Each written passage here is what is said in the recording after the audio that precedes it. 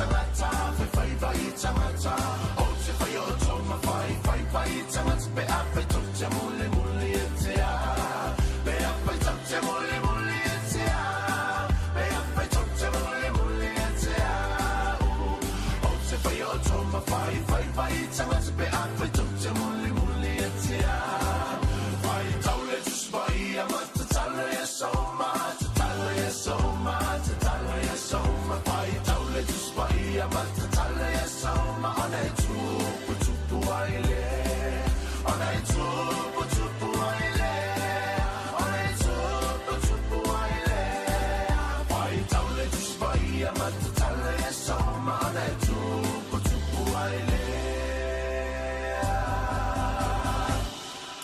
alama le si fofonga ole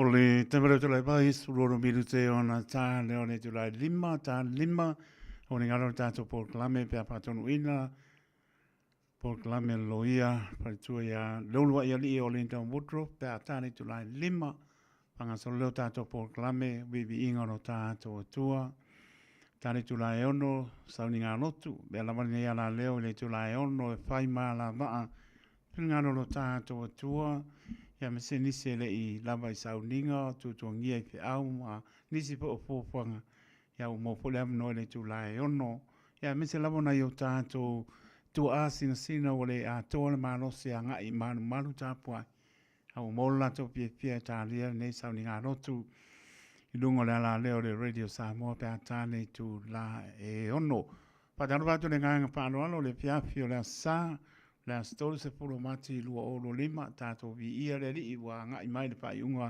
po le nei masina ia mai se o vai tau le leni wa nga ia tu le li i ona po nga e langona pe tato le pa maulano ma vi impa tai le atua e ala ilo nalo pele sau nia lama le tongi ola mo tato ta ua tele anga ia tu le li i vai sa pa ia le aso i pa sa to roi nai aso e wha manatu ai ona pōpō ngāti ngāi lunga o le sātauru. Mana tuana manu mālo mai le manapa o le tūnga mau. Tātou manu mālo iai le alofa le nao le atua, le ngalo iai tātou. Pātara wātu le atoro tātou tunoo, nau pengalo yang stofia le atua mālo le pola, pare le aso i aru mana le upu. I wani nganga mo i marona mālo, pa mālo pāptai, mori pa mālo ma pāptai le atoro le tunoo.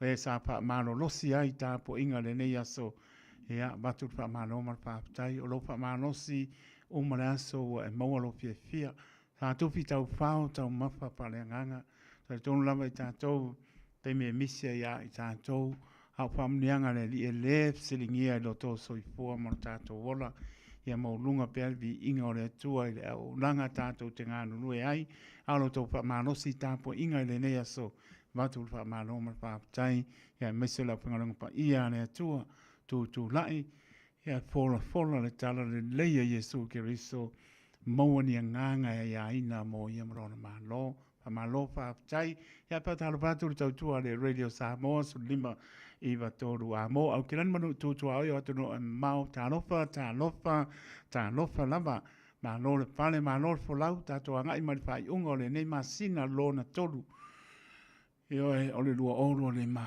mo lunga le nganga pa io le li e so swani mo tanto ta yala sili lea o lo penanto museo to pingano tanto pe sili ai me fa no pe sasi al so i fom leola tanto te pe sili la mayala le nganga pa io le so swani sili le mo tanto pa malo pa tai pa talo pa so mo tanga sengase i mo to malawa tau to lia i fo ngase o tino malo le tino ia o porofa patalo patu le auso tina o to papino tuli o lato fasananga ia malo lama non sai ma me mai se lau fio fo i mai la ngona lama pa maulano e tatou salamon fo i le li ia lo patu patalo patu o lama na ia lom pa nau o ina tō malanga mai le tu ma le tu ke lope mai se la pasi o tato tuno sa mo na lua ia patalo patu lo la tō le tai la tō le ea la tō le ala pi ia le li tato i lumo nu e leo ni po ngā ia o le alofa le nā o le atua e leo so tato a mi o tonu e leo sa mālose o se potu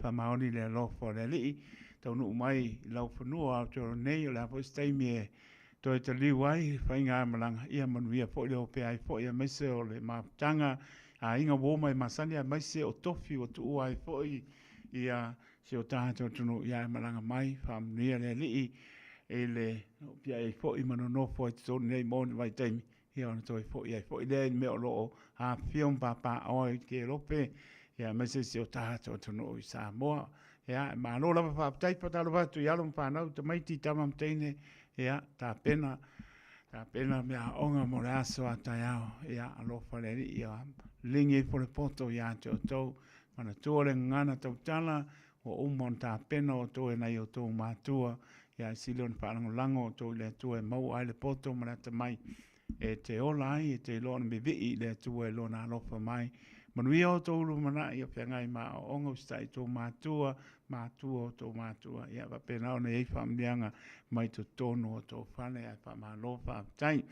So tasi birute ona tāra o le tulai lima, nei birute ea ona so tai fo lema le fionga loia whai tua ia lulua ia li o Linda Woodruff ia wha ponga maro le tunu inisi o tulai pono e le yo ia isi le fia ia wala le luma o nei o tātou ainga le ia se si lunga o tulai pono tātou te usta ia mea uma ma ia marama lamai ia le sini lema le autu o tātou no pia ia tunu e mau marama lamai mea uma ia tātou wo fia ia le ri pa tano pa ngole penga tpai langi ia tunu e mau malo le tunu ia malo la pa tai le mapta mai sina leo ma le ainga ia maria sa pati ia pa tano pa poli sunga pa penga ia iese pa vonga pa tu ia Doris le kane si pa po tonga ke San America Samoa le fio anga le one malo pa tai malo ta pena le solo fatu mo lua ia mesro le kane sia e pa ka sai le one manuia longa wenga pero ai pe tanu sanga tato pero ai sia solo fatu pa tai a mosa mai melpone malo la pa tai alo le mai te tonu sa pe ngai tato mata poin ia o mo foi nai fa manga pa le ngang ia nga sa le i lo monta ia pule oi tau mapa pa chino ia fai fu a lava tau mapa palenga ole mkua maanga ialanga ia tātou ana langa fia i li i yeso uma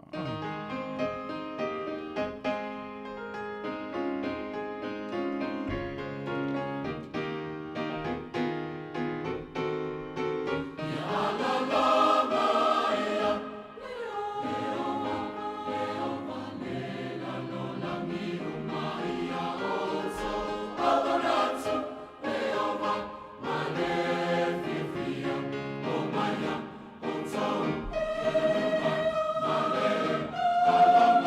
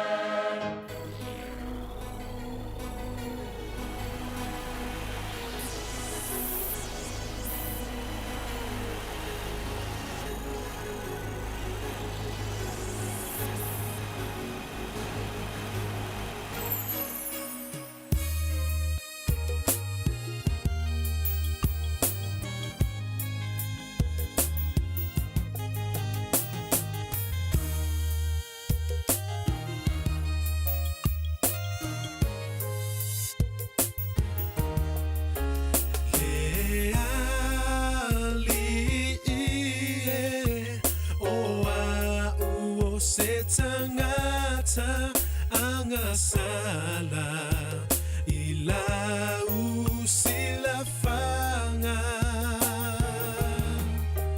aola ua miotonu ua pisi pisia ua pei o se ie ole mai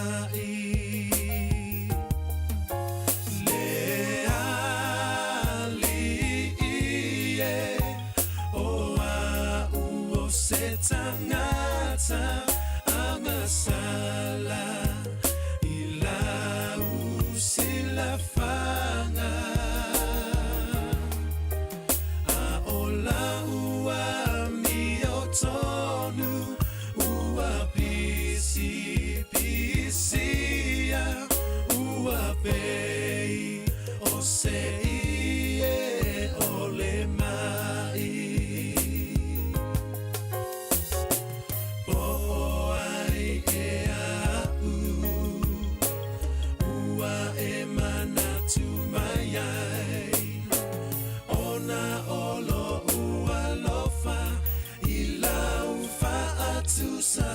safai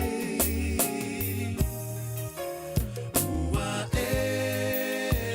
awina mai ai lau savali o lona toto e magalo ai le lalo langi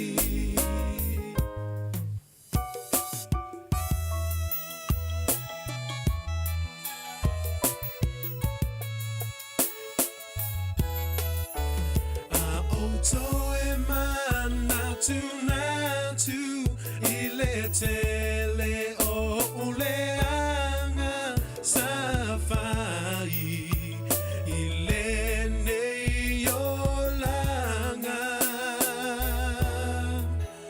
ona tu mai ile o se fesili e fa apea Aisea ua manatu mai ailea tua Aotoe manatu natu ile tele o leanga safai ile neiolanga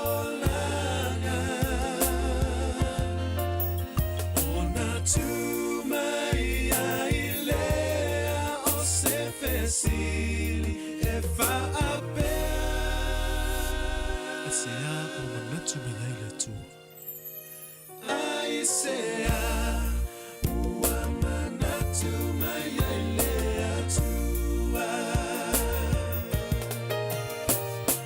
po o ai e au ua e manatu mai ai ona olo ua lofa I lau faatu sasafai ua e auina mai ai lau savali o lona toto e magalo ai le lalolangi po o ai e au ua e manatu mai ai ona olo ua lofa I lau faatu sasafai ua e auina mai ai lau savali o lona toto e magalo ai le lalolangi ua e auina mai ai lau savali o lona toto e magalo ai le lalolangi o lona toto e magalo ai le lalolangi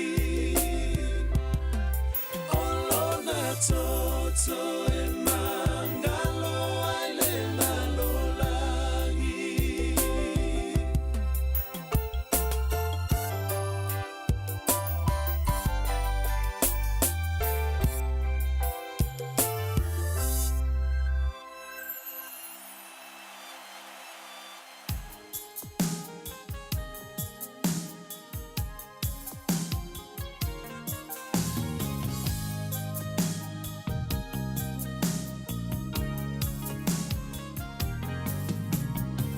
E afua mai le tua, se amatanga fo. Ma le wha moe moe, e ti matalong talabo. E le whonge alama sanu, e whamamau i awanga. Atoe whaawina laulanga, manu ala o mawhai. Ai ao ina toe whanau, te mai mane ama. Ona e maua leo le malo le tua ina ua e sala momoni. Ai ao ina toe whanau, te mai mane ama. Ona e maua leo le malo le tua ina ua e sala momoni. Ma whaatua atua.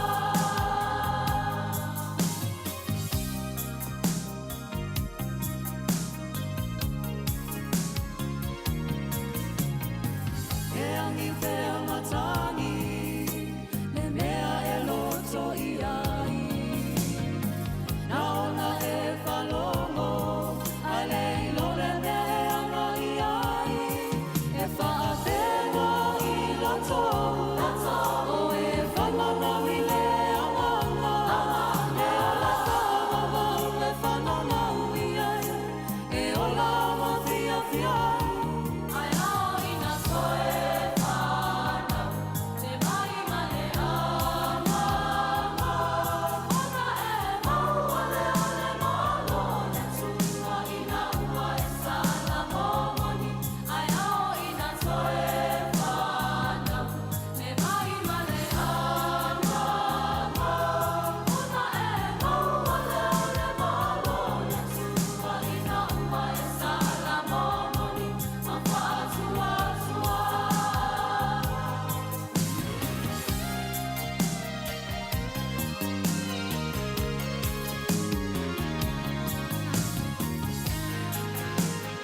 Maria le kare sia pa tonga ke siano Samoa mai le fioanga o salo pata ine voi vaenga o le fio la sang le stol spulo mati lu o lu lima e tarzonu io lo mrien manu tato tunu padal batu ya papta ya mosa mai medpone o pepo ya mo sali ya mai Tacoma Washington i America ia saunio tō moroto a sā tai au mātou leo whaifo po le la o la sai mātou iau te ornea māno le pa mai Amerika paritu ia whalanginga ma le peonga te akono ia pio sinisefo ia māno la ma le maputa mai pio whalanginga o sinisefo lo pātfo i mo lua masi o tō e kāre CA West Auckland Amelia Whamoana ma la mua Wellingtone māno la whaapatai io e mau a kui fuakanga o kelinga o kuwe o le ua ono minutu te ele tu lai lima i le tautua le Radio Samoa su lima i watoru a mo. Ia le powo o le taimi o le porkame le fionga lawyer partua ia le ulua ia le o Linda Woodruff le ua patis mai ia le nganga pa alalo be le patau wa le au ona e whai mafonga tau moli le purenga le Radio Samoa. Ia, ma se ole atore tunu, leo penga rungi stofi, ma tau tupata alofa, tu lau fionga lawyer, pare tua leo lua elii, ma lo lava fo lau, so i fumbria ia o lua ma le tamai a Collins, ma le no fo alo, ma lo fo tau tua tunu, ia pata alofa tu le ngang pa aloano.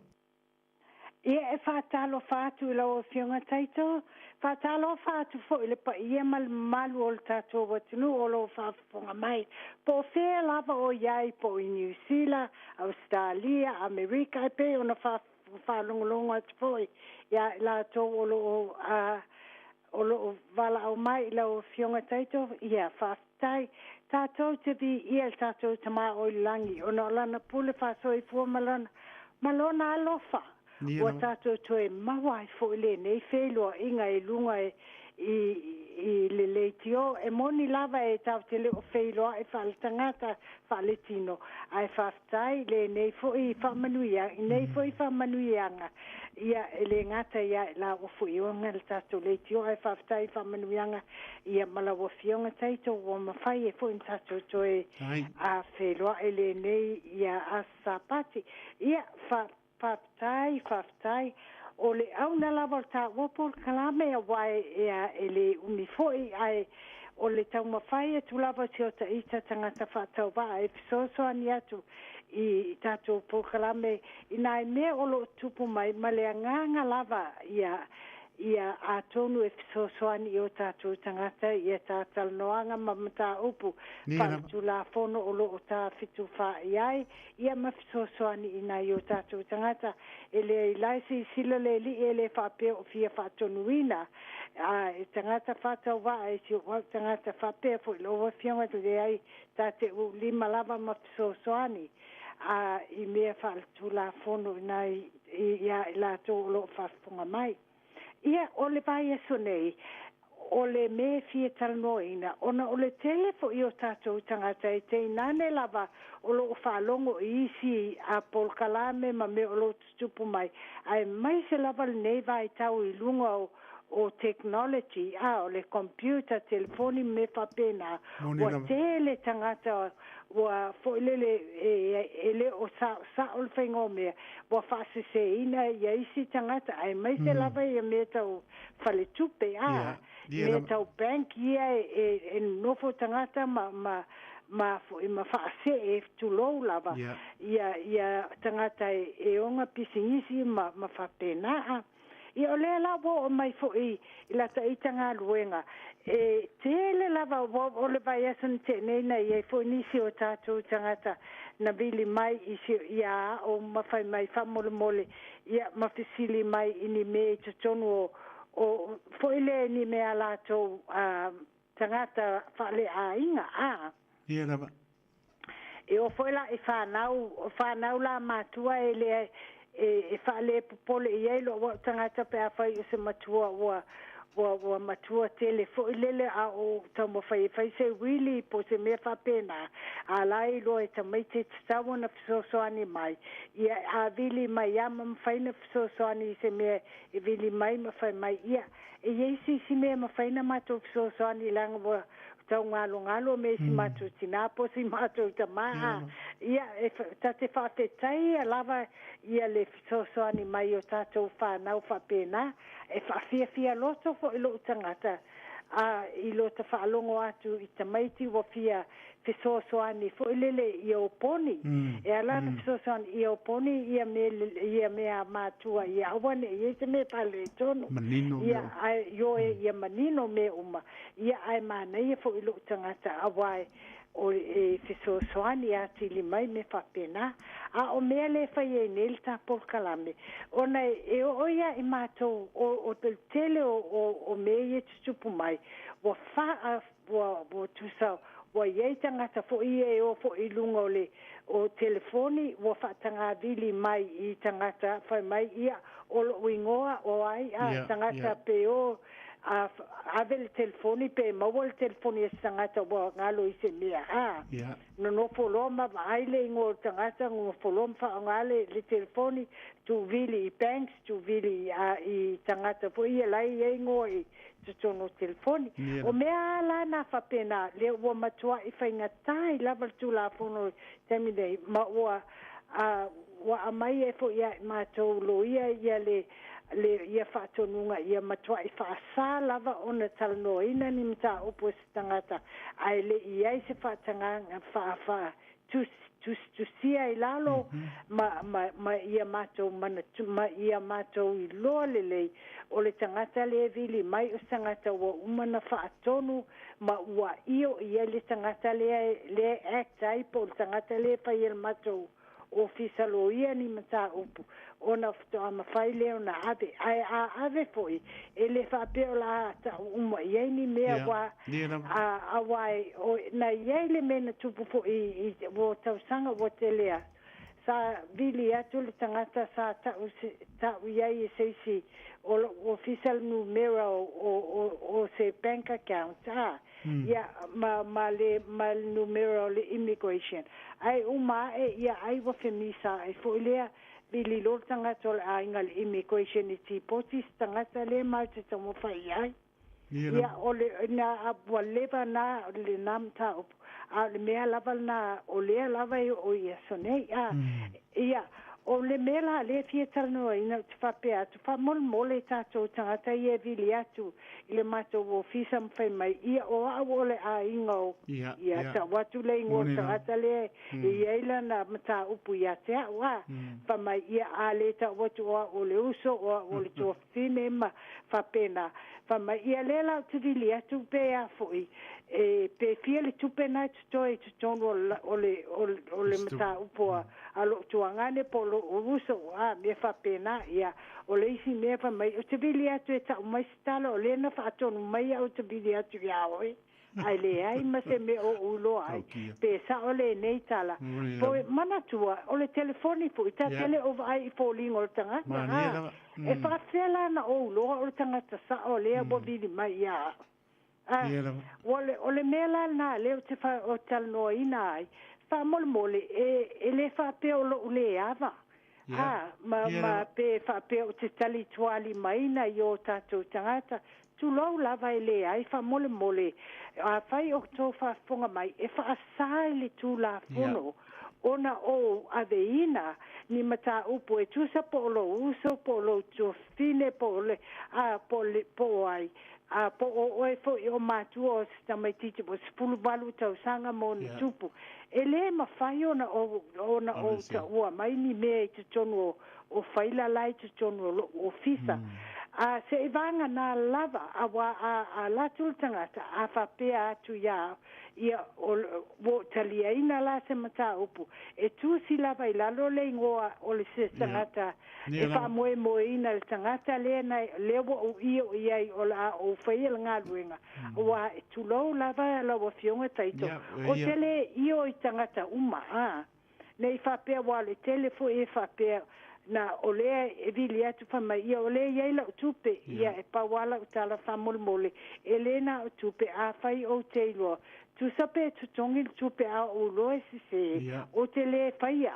o te toe whaafo i mai lava le tupe ia a le mea la le o te whai atu ai e vili atu fo ele whai mai ia o a wale fo ele fa Samoa ia ioe ia o a wale a inga o ia ta watu le ingo le tangata whai mai le o whai mai ia te au na tutongi atu tupelo o fisa po o le o whai mai ia te au e te tango e tau mai ia te au po wa mena ave le immigration me whapea ia o laela o te whai mai e whamole mole o te whamali atu ai le mwhaina o ta uina atu whai mai o lo wainga o tangata o lo wainga o le o le ale tu lo wa o isi lava e tau iai lava le nganga le mawhau pulina le e whape atu ia ai tate lava le uno sa ia wai awai o le whainga lava le o le ngā luenga ia na ta whai mai la ia i whamole mole o le tangata le ia te au e se le ingoa o le tangata le na tu sila lo whapea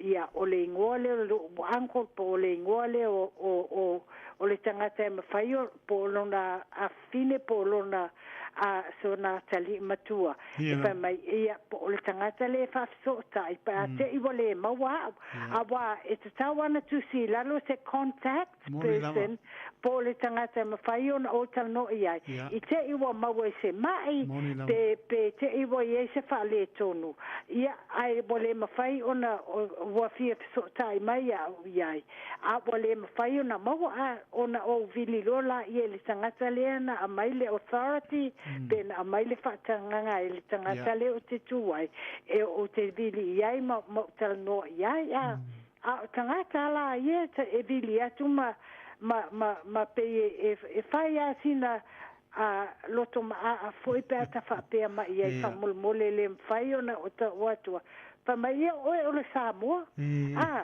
e te e te tawana e loa a inga tangata e tau si e leisi Samoa le solia tu la fono a o linto e le solia tu la fono awa e mua lava i te i lava foi awa leisi nena pena o ta o leva ne i te sanga e tele sa ta uma ye male loto alofa fo yo si o la staff ile mena bile tole tangata ia ai te iwa mawa aina a femisa i meta o fale a inga la to wa fa ngale ia le fa mai ia bo bili le immigration ia o le mela na ele to e faia fa pena a o le wasili atu no fainga taso nei ona o mea lava nei boiai wa e o le lo telefoni ai biki sanata le telefoni al tangata le bo le lo le o ngal telefoni bo le lo e te e lava wa faso tai banks faso tai tangata pepelo iai i lungo le telefoni ia o au le o ai ma whaonga fo le ngol tangata e o ngol telefoni o le mela na o tele i tu la fono e o fo la ia matou lo i tu lo lava e le ma whai ona matou fa a watu ni tangata e whai atu ni mata opu ele tai lava o whai aina se vanga na o mawa uma tu lava whai la ia mea tusia wa ele whape o te maso saloma ai le ai o lo tiute e te tau lava ona o whai tawina uma lava ni pepa i oe ia mawa ai whai ni mea wa ele whape e ala no atu e tatuanga te o lo ta ita tua filo ia ele whape ana lo ia na tangata whape na foila e mawhai ai la tō malama i mea uma ia la o talanoa ina ia ele mawhai foila na o mai ni whaila tangata se vanga na lava o saingi leile lima i la lo tangata i la authority po le pepa lai o tusi ai lunga o a ule nei e tusi malengo tangata o lo waso whanau o le aso le ia o a o le Samoa o lo passport ma le aso me whapena ia na whape lola ia na whape mai lola le tusi singa lai lunga o authorities o whaatanga ina o officer loia o Woodruff lawyers e au mai iaia o pepa o le immigration a whai foila se mea tau ni mea tau whale mai ia o whaatanga ina le officer loia lea e au mai iaia o pepa o le whale mai Ia. Ele ai ma se me ma fai ona fai le fa pena ona olo ia na ma fai fo le na o walo ofisili ma au mai ni pepa. Moni lava. Le ai se vanga na wa tusi lima i lalo wa sangi lima le tangata i lalo le authority tusial na la ia i lunga ma le leta he te al mato ofisa. Ia ona o na o tusi loa le po le immigration po le po fea lava po sei si fo lo ia wa le mafai on au a fai wala tu ia te o ona wale fie se lo ia na ia po wale mafai le me e lo ia la wa ia ia tu ala tu lo ia ele mafai fo na o fa pe bili le lo ia o fai lo ia o le o saulu tangata le ia te wa mai uma faila le ai se vanga na lava o tusi lalo ia alo ia le limo ne tangata lona suafa tusi malona sofa now tusi male ia ai male passport ia ona faitau lola ia wa o authorities la ia po fatananga ole au mai il mato ofisa o mea atangata e lalo le tula fono le Privacy Act lua o ia male Official Information Act tula fono na New Zealand o le tasiva valulua le Official Information Act le au na baenga le state metal no ai mai le e afoi e te le fiso so anio tal no mata upuleta tal no i lo tal no ino tula fono se tasio o vaengo i tula fono a o ingoa na tula fono o le Privacy Act 2020 ma le Official Information Act tasiva valulua e fa o ngala e o ia tula fono na o te fai ai i le ofisa o le immigration po le ofisa o le falemai po se isi lava o te tusi ai e a mai ni records po ni fai la se tangata wa sulu atu ia tau po se isi foi lo ia na saini mali ave ia mali pepa le na saini lava le tangata le o tu wai pena le sulu atu ia tau se soani to ama fai ai ona a mai ia ni records ma pepa me malava ele ia e o le winga o la tala e o foi lo ia e lalo le tula fono e te tau lava ona fa o ngal tula fono le na e a mai o mai pepa awa io i ele tangata ia malesi me e pui e foi le lo ia wa o isi foi tangata e o atu foi ia lava e mana na o e fai le me ai o ina muli wa e se foi le tala e o fai ai le ai fatai le o te whaapea tu i nei tau sanga e tolu lima taito o le la iti o tangata e o fai me se whaapea ma tau ma fai e whaaleanga lo taingoa o le tele lava e se le whaalo ma ngā lue whaatasi atu ma lo tangata whaatai i le li o le si au le mea la na e a lai ona na o ta ua ia mato ngā duenga lo ia e o ea mato lo ia le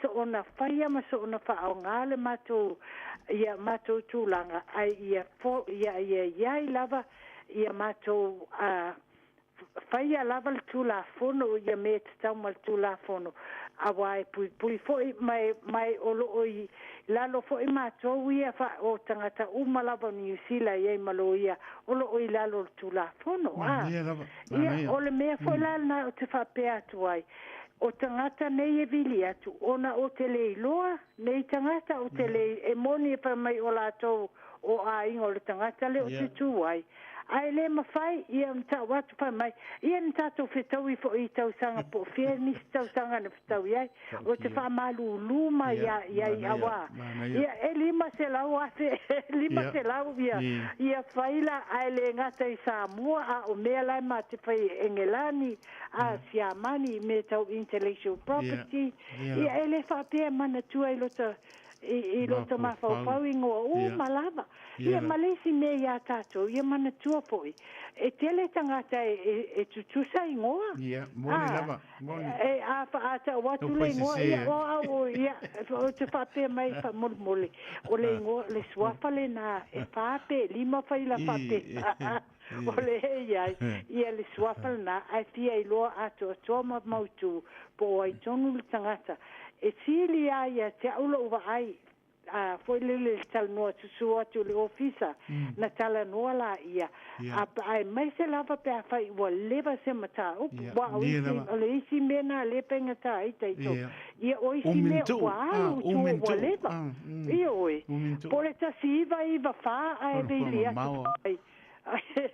o te pe e velia tu amalenga foi le ia ta mai loa e pe ana o na o la to la e fai me ai te fa malu tua ia o le telo talo o to sanga o le o wai ele tu la fono fa lo ye ia le limiti pol tele e a umai lo pe e fitu to sanga ia e mafai lo ia na tia I uma fai la pe a fai ele to e la tu tangata po o fiu e vili ma ia ele taria tu ia ale me sili la mona ta ua ele umal ta taimi o le tula fono ele fa pe fai o e masa lo salo le ai e ala na fai o tele ta meleanga o tutupu nei yaso o tangata e fo ele no fom fa o ngai ngo isi tangata ma fesiliatu I mea tangata ai le fesiliatu o le emonia e o lo o yei ni tangata o lo fai o le anganga e fia soani I o lato wainga ai fa mole o le whainga tai tangata yei ta ua taito ta te le ma fai o na aveina ia ni pepe so na ave te mea e fa moe I le tangata le na vili atu ai le ia latu le tangata le e ona tonu na mta upu le luma o au e fai se fono tanga tu si lalo le ngol tangata mana oai a vatu se ata o tangata le mana oe ave ia na mea ma avatu le ma tau tonu watu ma saini le pepa e whaatanga ai lo ofisa whaatanga aita ita o na ave I le tangata le watu si atu le ingoe e la clients po le tangata le o te tuwai ia e ala na whapea le whapea o le matau salo ma ata tali mai ele ai ia o te langona lava le fia o tangata ia o isi tangata e vili atu e iai lava tangata whaftai le li e ia tangata a vili atu o wha malama mai iai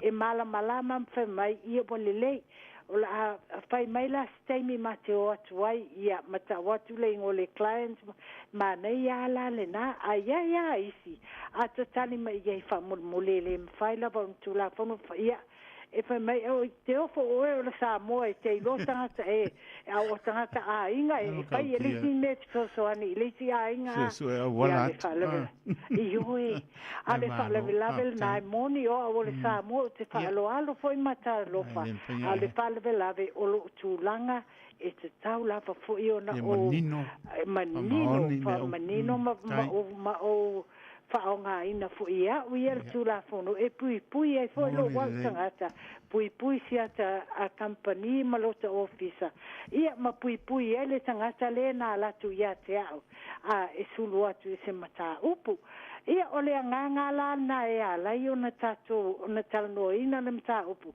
o te pa malu lua tua il pa ia man malu o to mo fai atu ne fa pea fa mole le fai tu la fono pe la na o tawa e o foi lo tu langa loia e le ma fai ona o vili na o vili se siloia a mai fai la ale tamale po teine le mana o te sosan ia te ia le ai e te tau lava ona o fa tumuina le pepa tu si ai le asfa na o tangata tu si ai a pai fo ia te se passport ia le ata ia na mai la I o fa tanganga le tangata le o te fa nga ina la no passport o te ave I le si lo ia o fai fa mole a mai le fai le o le o tangata tonu ale ia na ave le o le pepa o umana saini ele fa pela e na ona o fa tonuina mai le pa ia man malu le dili atu e tala sanga atu me ala to wainga ai le fa ia ai le fa ngai ne o tu la fon be ai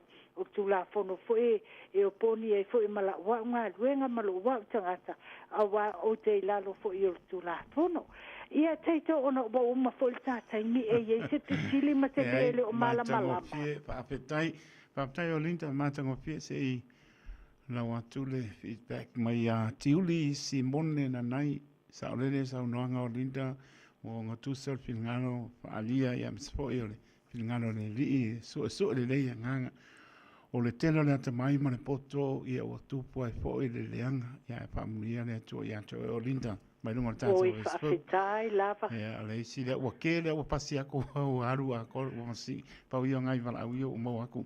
Sina leo, God bless you always. Ma lor so for mania, no fionga le wa ile o Linda Woodruff. Keep up the good work that you are doing. Familia le ni ya wa uma tunga o misia quiz. Ya le ai matango fie esel ma ne yo le mainga o tulanga le. Ma le tulanga o le e moli al fa ma lo ma fa tai e le sel watu o Linda i lo toa ma le on sa i ma lo fa mo le tua. E taimi fo le like hit and run.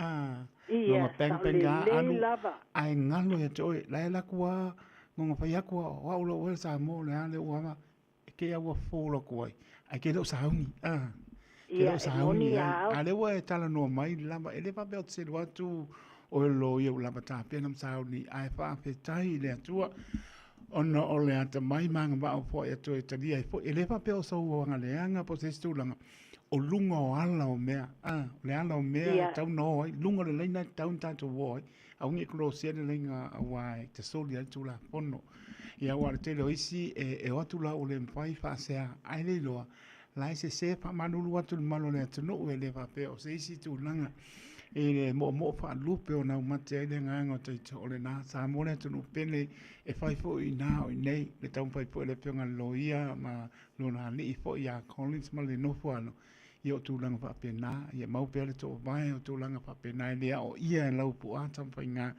Nā lawas tūlanga whai o lewa, o le tau mai o se fulu mon tupu tau sang, o longo winga, e le to ia tia ia lo ia tau e tūlanga nā, a le ue lotu to sa ilia, ia pean tā ue o le tau, o le awhi mona tupu, application lai tau mwhai pāna.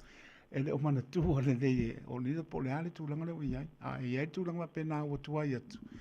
E le lama le au ili mfa manino tūlanga uma. E wawia po ina mārama lama ia whai po i mare alofa o tamahani po le tunu o Linda i lama o lo tala ngāwha ngai pānang. Au mo fo i Collins le ngā alofa e ona lai po i ola o saudi ngā notu ma whapafonga iai le alofa o le li la o fo i tau mwhai mai ia maanga waa o le poto o foa ia le atua ia whaia molo na me inga whaatai tēne lama i tūlanga uma lama ia manino le tātou atunu la lama stolanga wha mahalam la mātou o Linda ia e whapena lama ia maua i pēa le on sae ma le whapale pale ia matanga ia ngā i luma matūlanga aoni o tātou kolosia se awala le o ia le sila pia maleilo e pangatia ai tātou ai a batu a se pautuanga ma le tu alalo o Linda whapea o le lo ia nai pautua to longo winga e matango fie me uma e tai me fa yaso le lia o la sisi tulanga ia o lo tala noa e maua lo fia ia me le patau va le ona fa ma fonga tau moli o le mano le tunu le fa ngale stofi ia me spoile pulenga le radio Samoa mo le tu fa malo ma fa tai ta pena mai malo fo le sai pe mo fa yatu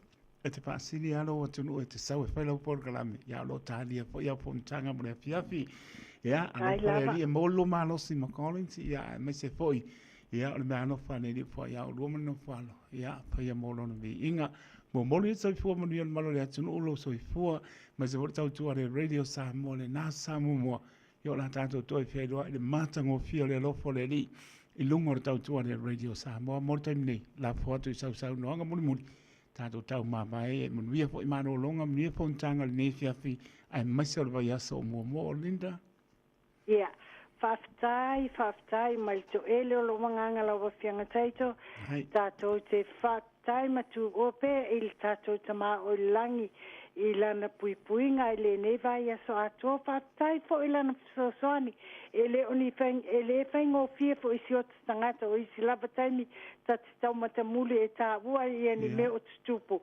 Ia ai ui lea tati tālo lava ile li e fisosoani mai, ia whamalo si au mai si o ta ista tangata whatau wā ini mea o tutupu, ia male tā leni nana au maia, ia o fesoasoani ia mauai le agaga fesoasoani mona isi tagata pe o le tagaluega o loo pai ai i le tā radio program a le tapolokalame taito ae faafetai ia i latou foʻi o logoaʻe i lauafioga ia faafetai i le tā i le tapolokalame ia momole atu le alofa tele e se le fia tagata i lo taʻita tagata le faalogo atu o loo iai nisi o loo latou oponi foʻi ma fesoasoani mai e taʻua mai e aoga le tapolokalame a pe i ni latou me o fai me faapena e iai lava lo ua talitonuga po o fea lava o tatou iai po o a tatou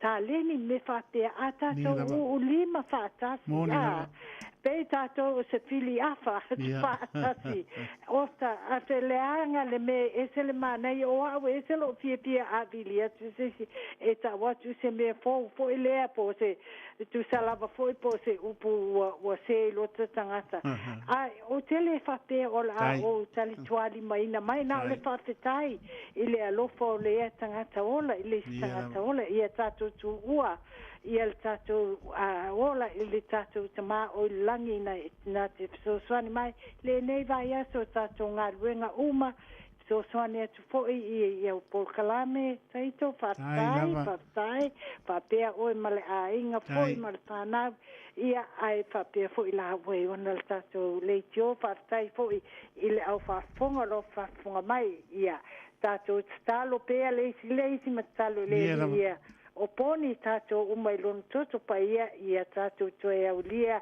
le vai asofoufoʻi ia na tatou toe talanoa foʻi la ia ma te tufaʻaisi tatou mataupu alu taimi nei ia manuia lava le galuega foʻi o le vai aso asau faapea foʻi le afiafi nei ia alofa tele atu lava ia faasoifoina lauafioga taito faafetai mo lou alofa ma lou agalelei ma mea uma o loo e faia fesoasoani tapolokalame ia ia le li faafetai lava alofa atu soifoia manuia le malolonga mania foʻi galuega toe lea fiafi faasoifoia o linda ia faasoifoa soifoia faletua ia le uluaʻi o lii o linda woodruff pe ona faapoga malo le atunu o lenā se American Spong e leila ma tole telefone manatua talanoa i ai ai tele ia fio tele ia nga'i atu e whatauruna lau mataupu a le leile manino ea e le i taunu atu po o le ofisa wa talanoa e tua e le ise tutongi a pa taunu o le ofisa o linda o le se va mal que pongi lungo le waki o lu tasi fitu ono lua fitu lua tolu wa vai le manga ya o lu tasi fitu ono lua fitu lua tolu ala ko kasi mal me alofa o lu tasi fitu ono lua fitu lua tolu tala nore ya olinda ya ona mawale o le tonu la muta opu ia manino a po tele fina ngalo ai po la sisi tu langa a e mana o atu ai po sisi lo ia e lama ia le pa tu ia o linta e tala noa o ni ngati fatu ona vai se la ngona o nisi tu lang ai a manino o mai luma e faingo fie po lo ia ai pa pe tam pai po ena nani si me tu lo mutu mo le afi tu lo le sa fati ai masua pa ponga le tunu pe ano pai atu o le fa maoni luma e umole aso e maualo fia e vai foi na e marmalama manuia la mta upu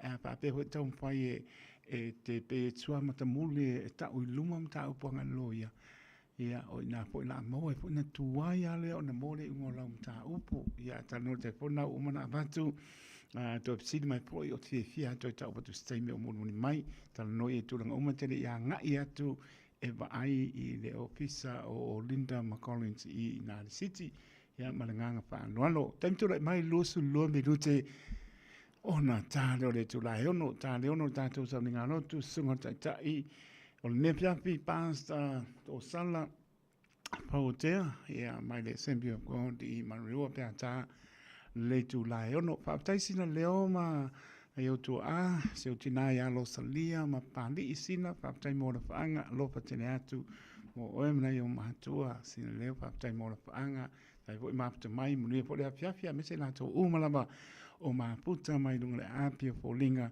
ia malunga le YouTube. Eno, tari tu lai ono o tātou sauni ngā rotu.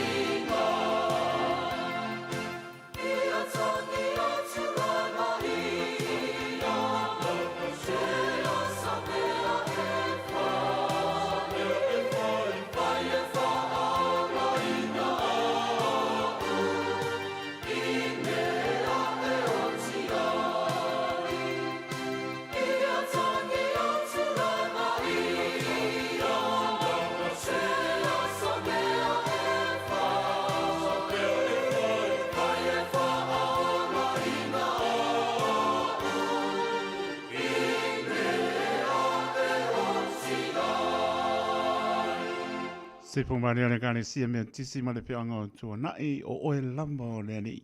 Tātou lama le tula e ono le tautua le Radio Samoa so lima i batolu a mo lewa tāpena mai e ale taitai o sauninga pasta to sala se patu whautea mai le Thy Kingdom Come Church Assembly of God i Manurewa. Samoa le tunu peles mai alau pāponga.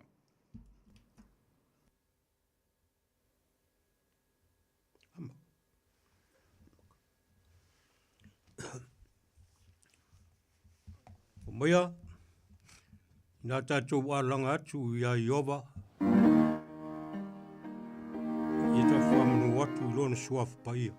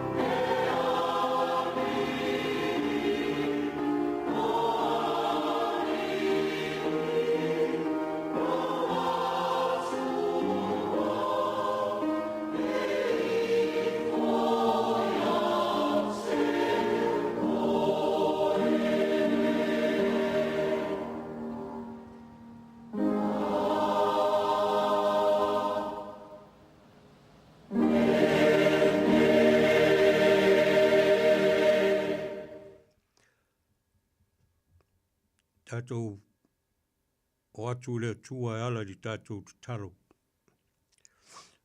Te lava le tua lo mātou te mā. O e lava o le tua pa ia o le tua sili ese.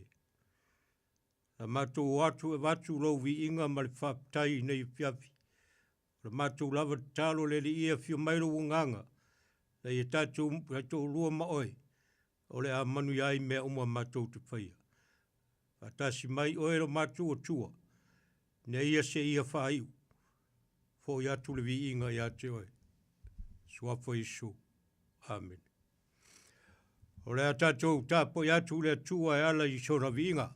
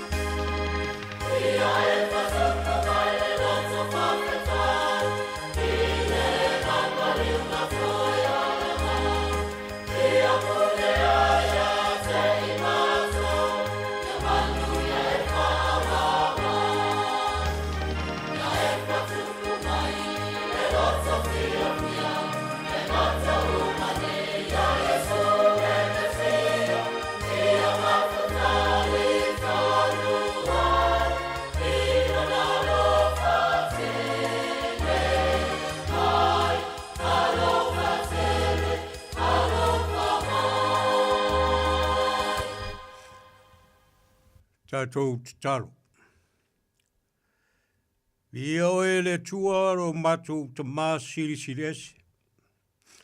Oe o le tua o le whaao me uma. Oe foi o le tua o lo taita ina i mātou umalawa. Mātou atu i o luma i nei pō. Mātou te watu lo vi inga o le whaptai o le whamanu. Ai maise laba le ali ie. O le wha ne atu i ati oe lo mātou oli. O no mea le lei ua e whaia mo i mātou. Mātou sauni la mātou whalongolongo i lo whina ngalo. Ia vere nai whai mala waa le ali ie. E rui tau ina i pēr mataita ina ai mātou i le ola fau. A o mātou iai nei o langa le tu mau. A fio mairo wanganga e baptiso ina i mātou. E ara i le fola mla mātou whalongo. Na i mātou la ngona ina, lou lava whirangaru pa ia. Lou lava suafa Iesu. Amen.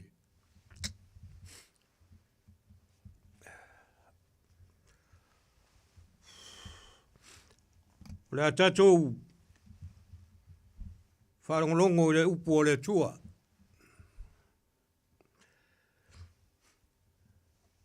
A tātou tele i o le upo o le tua e mua o na uwhataro whatu. Samoa o e umwhaina wha tasi mai ma wharangolongo mai nei pō. Ia o te whatalo whatu le suafo Iesu tātou oli ima le tātou whaola.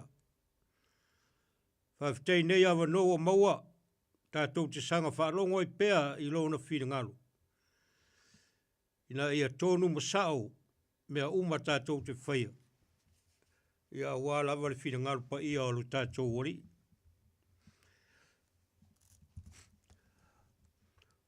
O le tātou tusi o le awhaitawina o le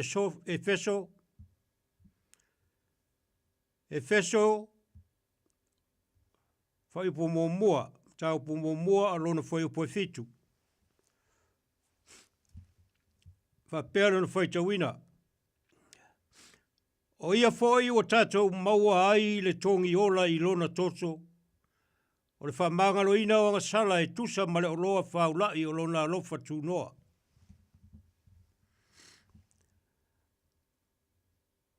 A ka ko mai le whai upo I mtau po e lua whai po e sfuru iwa.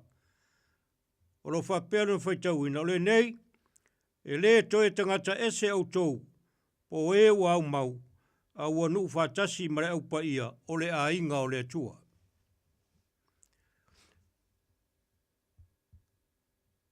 Whai upo e fitu sa tātou whai tawina, o ia whai o tātou maua ai le tongi ola I lona toto. O le whamangaloina o anga sala e tusa ma le oloa whaulai, o lona alofa tūnoa. O le nei e le toe tangata ese au tau, po e ua au mau, a ua nuu whatasi ma le au pa ia, o le a inga foi o le atua.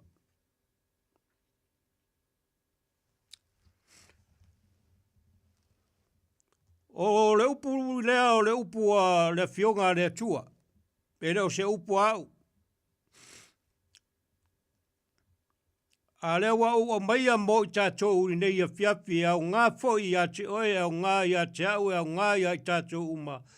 Ina ia whai ma tepa taula inga o I tātou o lo soifua maola I le larorangi. A wālo tātou wā ngā I atu. I le nupa ia wa uma ona saunia mo I tātou. O ia foi wa tātou mau aere tongi ola I lona toto o Jesu Keriso.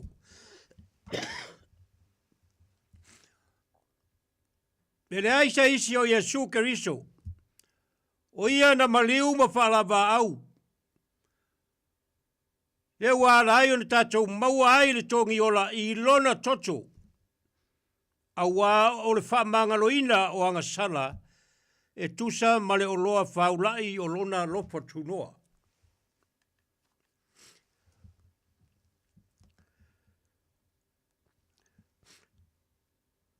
O ia foi o tātou mawai tongi ola I lona toto. O se mea e ofo ngia ia te oe, e ofo ngia ia te au, e ofo ngia ia tātou uma.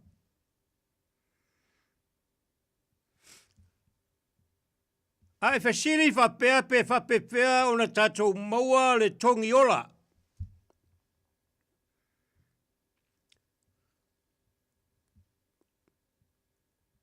O ia foi wa tātou maua ai le tongi ola I lona toto. Whapepea wa kako maua le tongi ola le toto Jesu Keriso.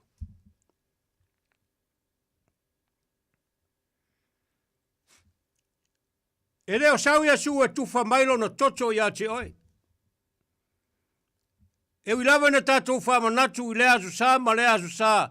E ara I le whamanatunga pa ia o le tino ma le toto o le li.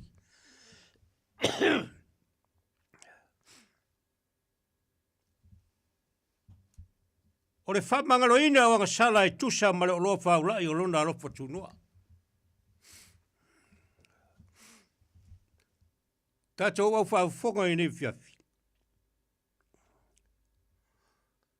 E leo misi tātou ma ia mea. O lo whapea tātou whamanatu I le asu sā ma le asu sā o lo e tau sami ma e inu I le tino ma le toto Jesu Keriso. O le whailonga leo o tātou mauhai le tongi ola, ona o lona toto. O le whailonga foi leo ma whai heino whamangaloina tātou wangasala, ona o lona toto.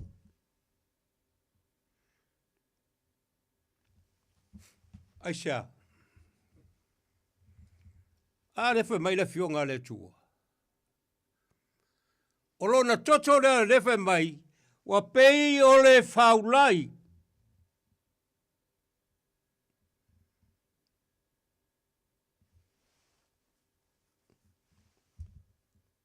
O lona lofa tūnoa.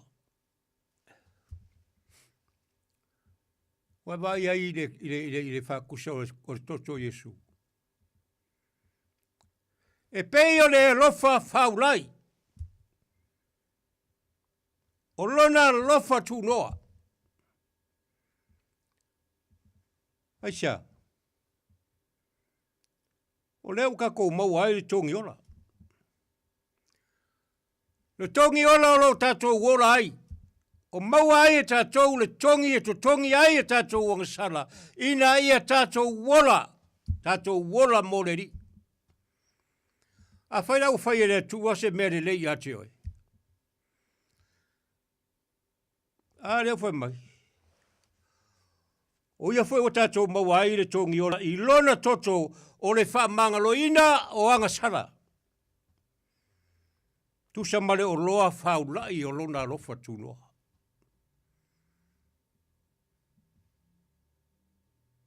Kio kako wawai mori mau mai le fiong pa ia le tua. E le whātanga au auna Yesu ke riso ia te oi. O ia le lofa fua ma le lofa muti bali. E te le ngese lona tō sā. A lona lofa e mua pea. Le aso ma le aso ma le aso. O whapei, o whesiri, o whapei la o e whapei ia. Whapei e tātou. Le asa u meo, le asa tātou meo whai.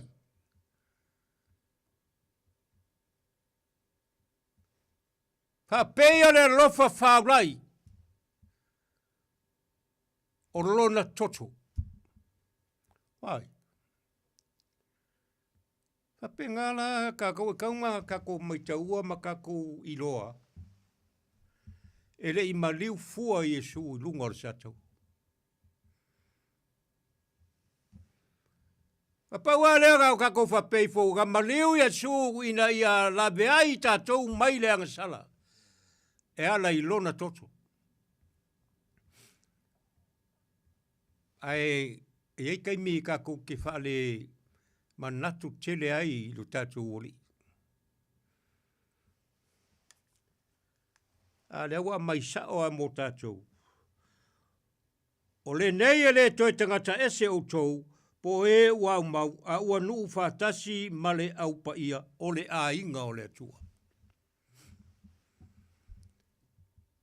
E whape ngā whoenga o kaukara le whiawhiri nei. O te tautala i le a inga pa ia o le atua.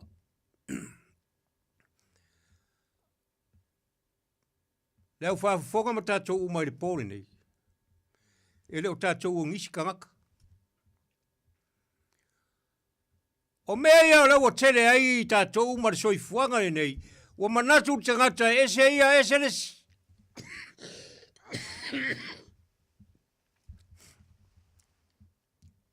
Whamole mole. E leo le nāre whamole mole upo le atua. Ina ia avea i tātou. O ia foi ua mawai tongi ola i lona toto. Le whamangalo ina o ngasala. Ona male o loa whaulai o lona rofa tūnoa. Le me foi le kaunka kou wawai makau kirikiro iai. Ia tātou whaia mea uma ina ia tātou loa. O lo whaia ia o ngā mo Yesu ma lona whiringaro. Aisha.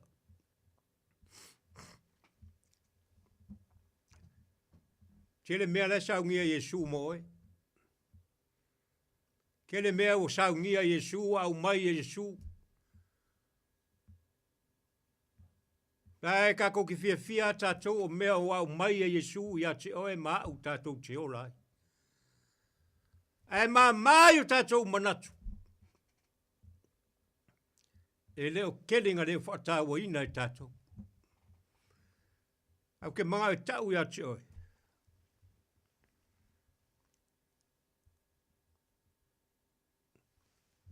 E leo Yesu.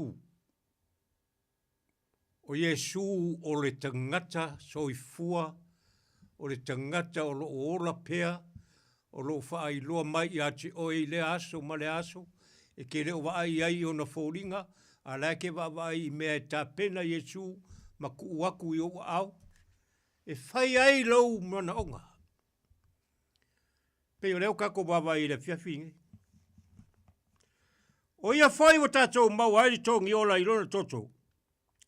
O le whamangaroina o sala e tusa male o loa whaulai o lona alofa tunoa.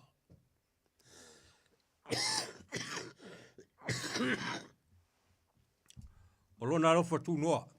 E pei o le whaulai. O lona alofa. Kako wawa ai ma kako kirikiro ai. I rea isa isi mea kako ke masalo e pe tātou se popole ai. Pe a whai kako ke whatua tua, ma kako karikongu ia Yesu Keriso. O ia o le alo le tua, o lofa pe ngā lofa mai a te oe i asa uma. I le aso ma le aso. E se vai ser manga i o le, pe a whai kako ke whai al whina ngaro le tua. E o le whai au kako roto. A kako whai al whina ngaro le tua e ku o kako roto. O le mea whaere kako ke o iai kako ke o fo i le mea lai i le tua. Mongi mwha maongi rau. Pe a whai. Ai leo le, ai a le whaia. O le mea le kako ke i roa lai i le upu. Pe a whai, pe a whai. Ai a whai kako ke le whaia. Ma whaatino ina mea e whina ngalo le tua. Kako lofo i le se mea.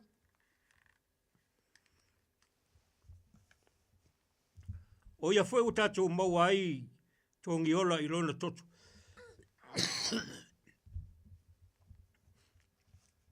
Lea kako wawa ai. A wā ua whātatau maua e tatou uma ona ore taita inga e ta mā e lea nganga e tō tasi. E leo toi tangata ese o taupo e wau mau a ua nuu whātasi ma le au paia o le a inga fōi o le tu. A weke mangaku o e tangata ese. A leo whai mai whio ngā le atua. E leo toi tangata ese o tau.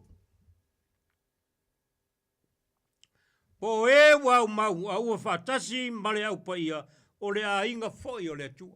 Kangaka ia u whākasi ma le au paia. Le whai mai o le a inga o le atua. E kau inga ko wawai. O ia whai o tātou maua i tongi ola i lona toto o le whamangaroina o sala.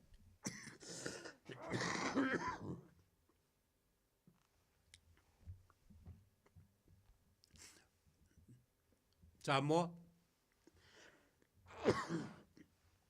Ke i oe mau karikongu. E lei se atunu u tā puai i le tua pe o le kongungi o Samoa.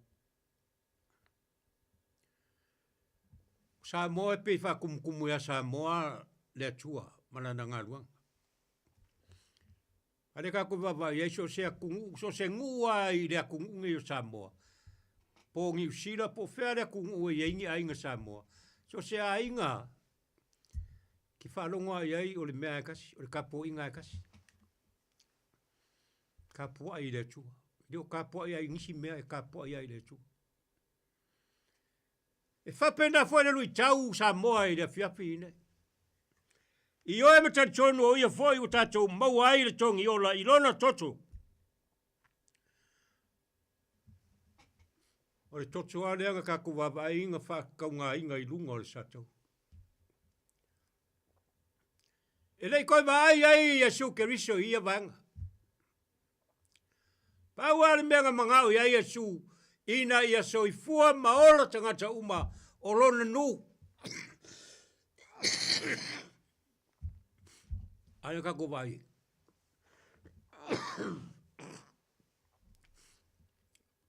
O le mamona alofa tunoa.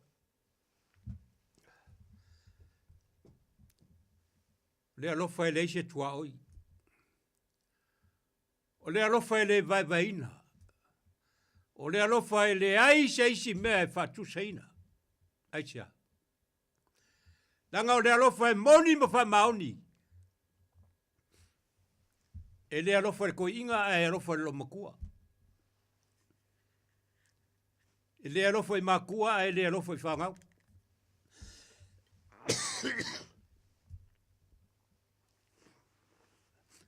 E alofa. E ia tātou maua ai le nganga kerisiano, o le nganga e tāpua ai le tua.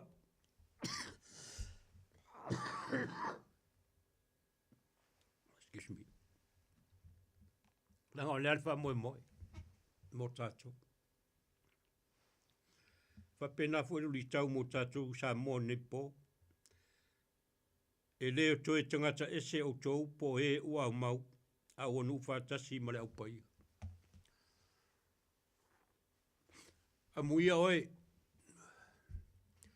A muia oe lo ta mā ma lo tina. A muia oe lo uso ma lo tua whawhine.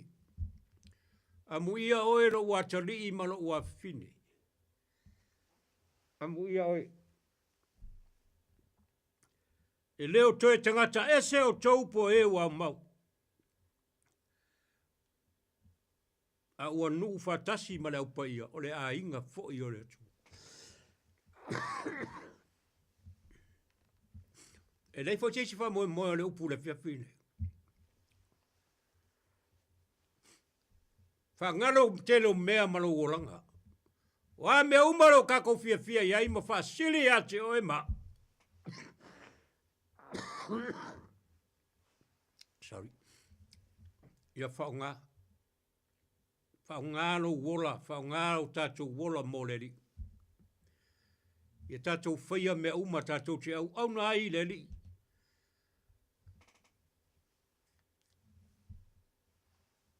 E leo le tino. A o le anganga.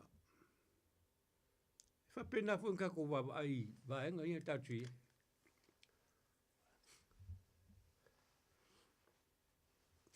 Aua ke wa ai resi tangata.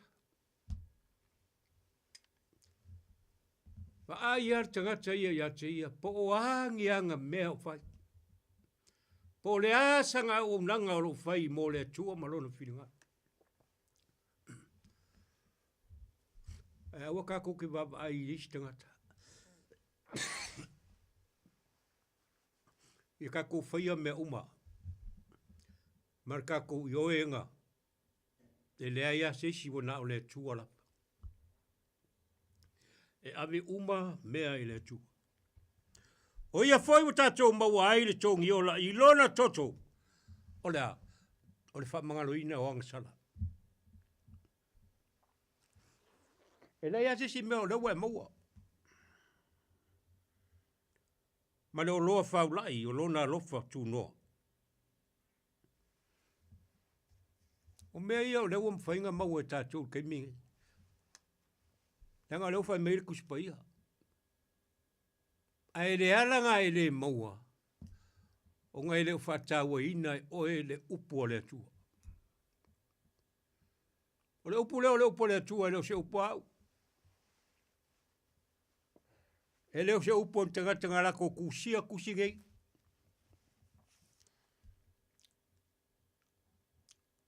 Ma ia kasi ale mea ia mautino e tātou. E leo toe tangata ese o tau. Po e wau mau. A wanu whatasi ma le au paia. O kakou o le ainga o le tua. E leila se si mea o iai le ainga o le tua. E kasi ale mea o iai le ainga o le tua. E o i mea e whai ai.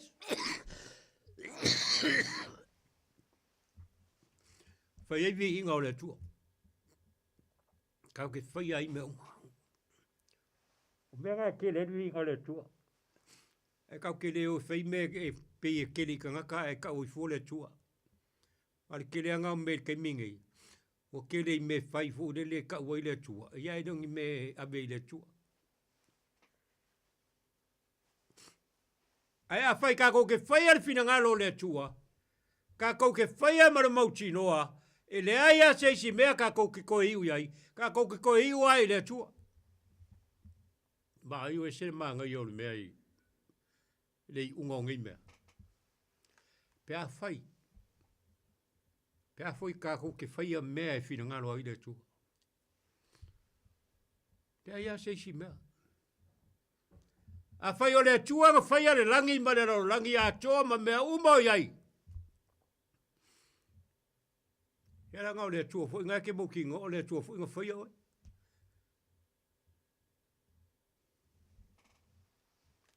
Leila se si mea kako ke whakamala ima kako whapeifo.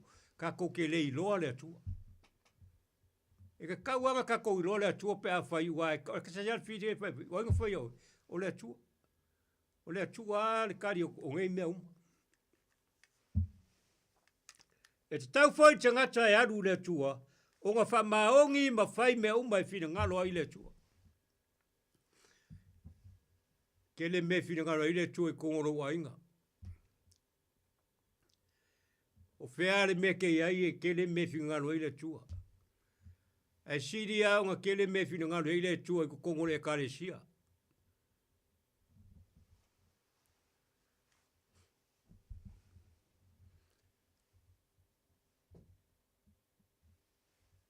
Ale mea piko silinga mangao iai le atua i kongo le karesia. Ia whaola inga lo ngā kangaka, ia whaola inga lo ngā tari, ia whaola inga lo ngā whawhinge, inga ia whai matangata o le malo le atua. O me ia le mangao i le atua ia ki oe mau. Kako uma, o euro whapeo kau suafo le ri. E mga mia le tua oe, mga mia le tua, mga mia le tua kako uma. Esia, inga ia kako whaia le whina ngaro le tua, ma kako ngā rurue kusa ma le whina ngaro le tua. Ko ngā rea. O ngā maua le tātou le mea lai whina ngaro i le tua.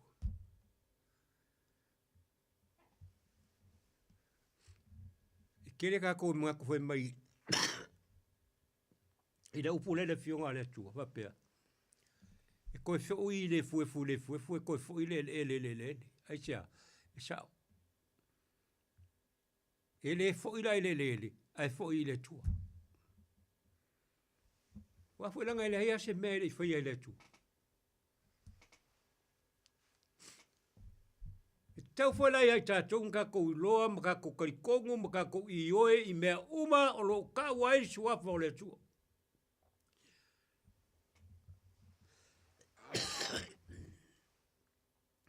Mai e kako whae keke hoi i me ka ua sua whole tua. Nanga isi me mo ia e ka ua sua whole tua e le wha maungi. Au isi me ka ua sua whole tua e mo. Ai e whae keke e tātou. Awara e sua whole tua e whai maa upenga.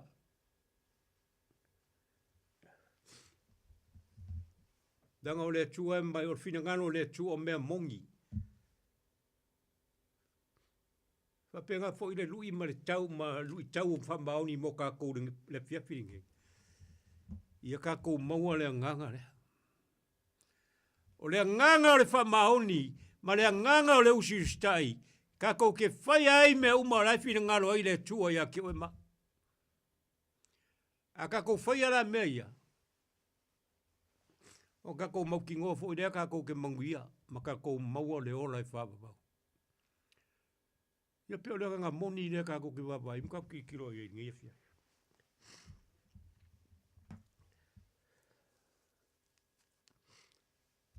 O le nei e le toi tangata ese o tō, e le koe ka ngaka ese o kou, ka kou, o ka kou o ka ngaka o le whanau o le tua.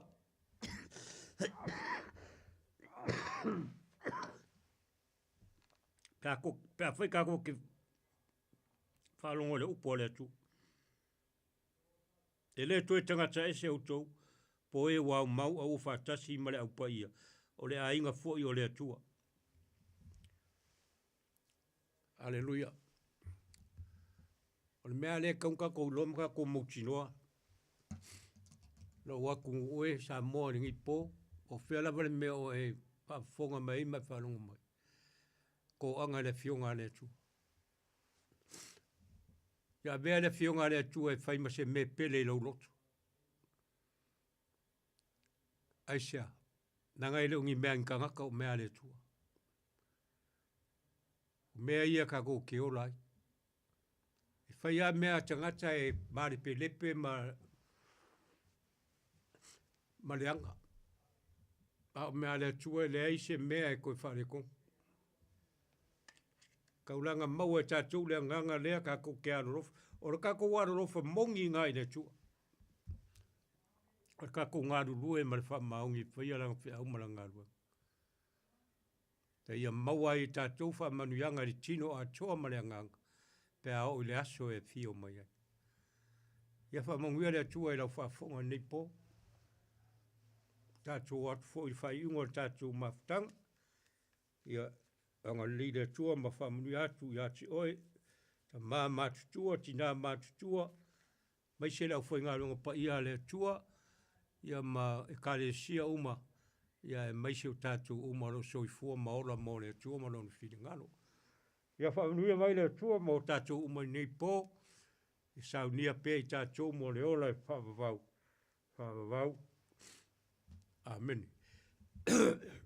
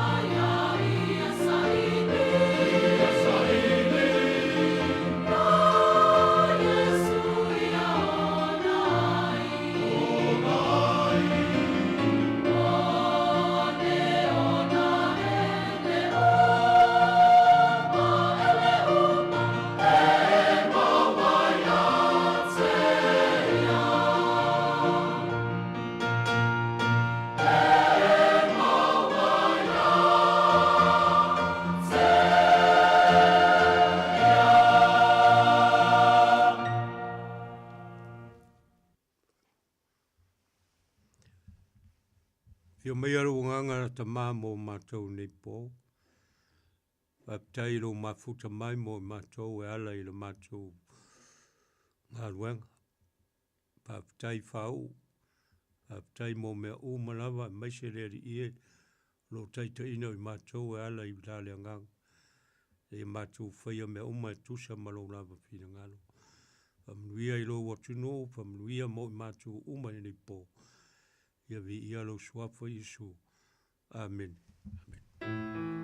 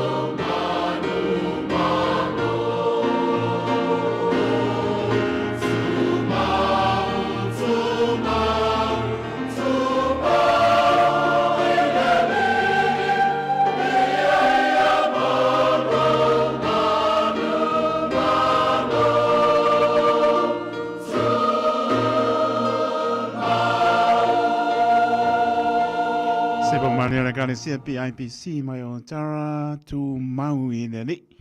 Pamaya tuere tātou singa lotu pe o na bea I le sunga ya pasta to sala so patu pautea mai le Assembly of God I Mareua mo tātou tai ni fiafi e lama ua whaponga maro le atunu o porpula ino ana pionga pa ia sulu I o tātou vai o le mamlama I o tātou wala. Tātou fia talia.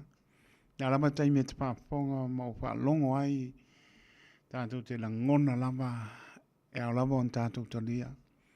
Paunora ta yala sili lo to soi pōra tātou wola pālenga. Pēr pata wale a ona e whai mawhonga pa leo pōre ngare Radio Samoa le atore tonu au pai ngare mta tofi.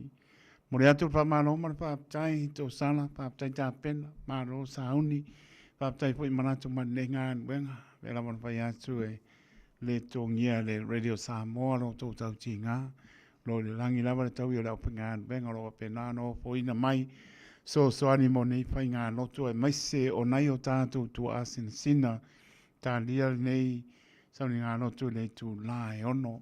Me aile nei ala leo pai mala baat pi ngaro lo tātou tua i le tu lae ono mo i lātou le lama i manu tapua. Ule ato tōna mānosi e mas po inisi le i lama i sauninga ono nisi po anga sai ai.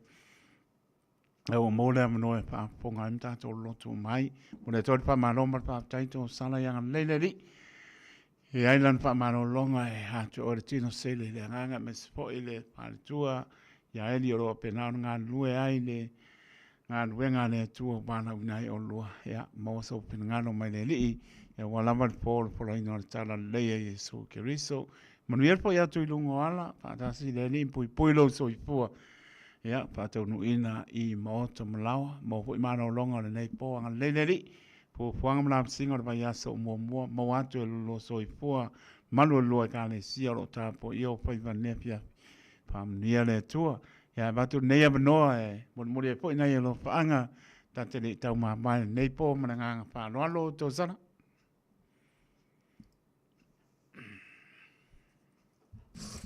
Ia, mo fui whaftai o nare manatu mai fōi. E ni awa noa lo maua pēr, ia ngā lawa le upo le tua si o tātou o tunu. Ia e, mori aktu o aro whaanga i le sunga le apostolo, si o ngai a kome ma wharitua, ia male au whainga ruenga i Wellington.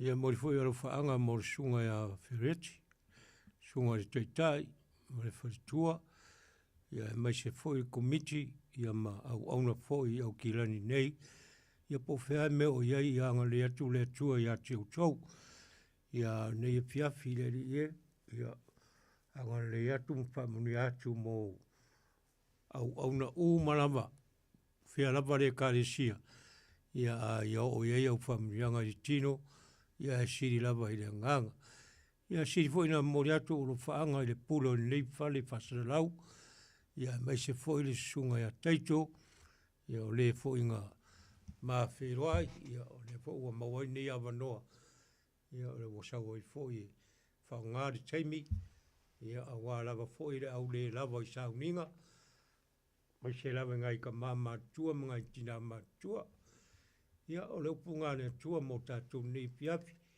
au ngai anga leile tua mwhamunu atu ia mori foi whaktai lau sunga taito ia tu sa foi maro monatu mai ia vi ia le ri famili atu le tua ia mai se foi fa tua manu faro ia famili le tua maro pa tai to sala mulia po ya tu mo to mala mo ni po mano longo le nei po pa so po ia si fo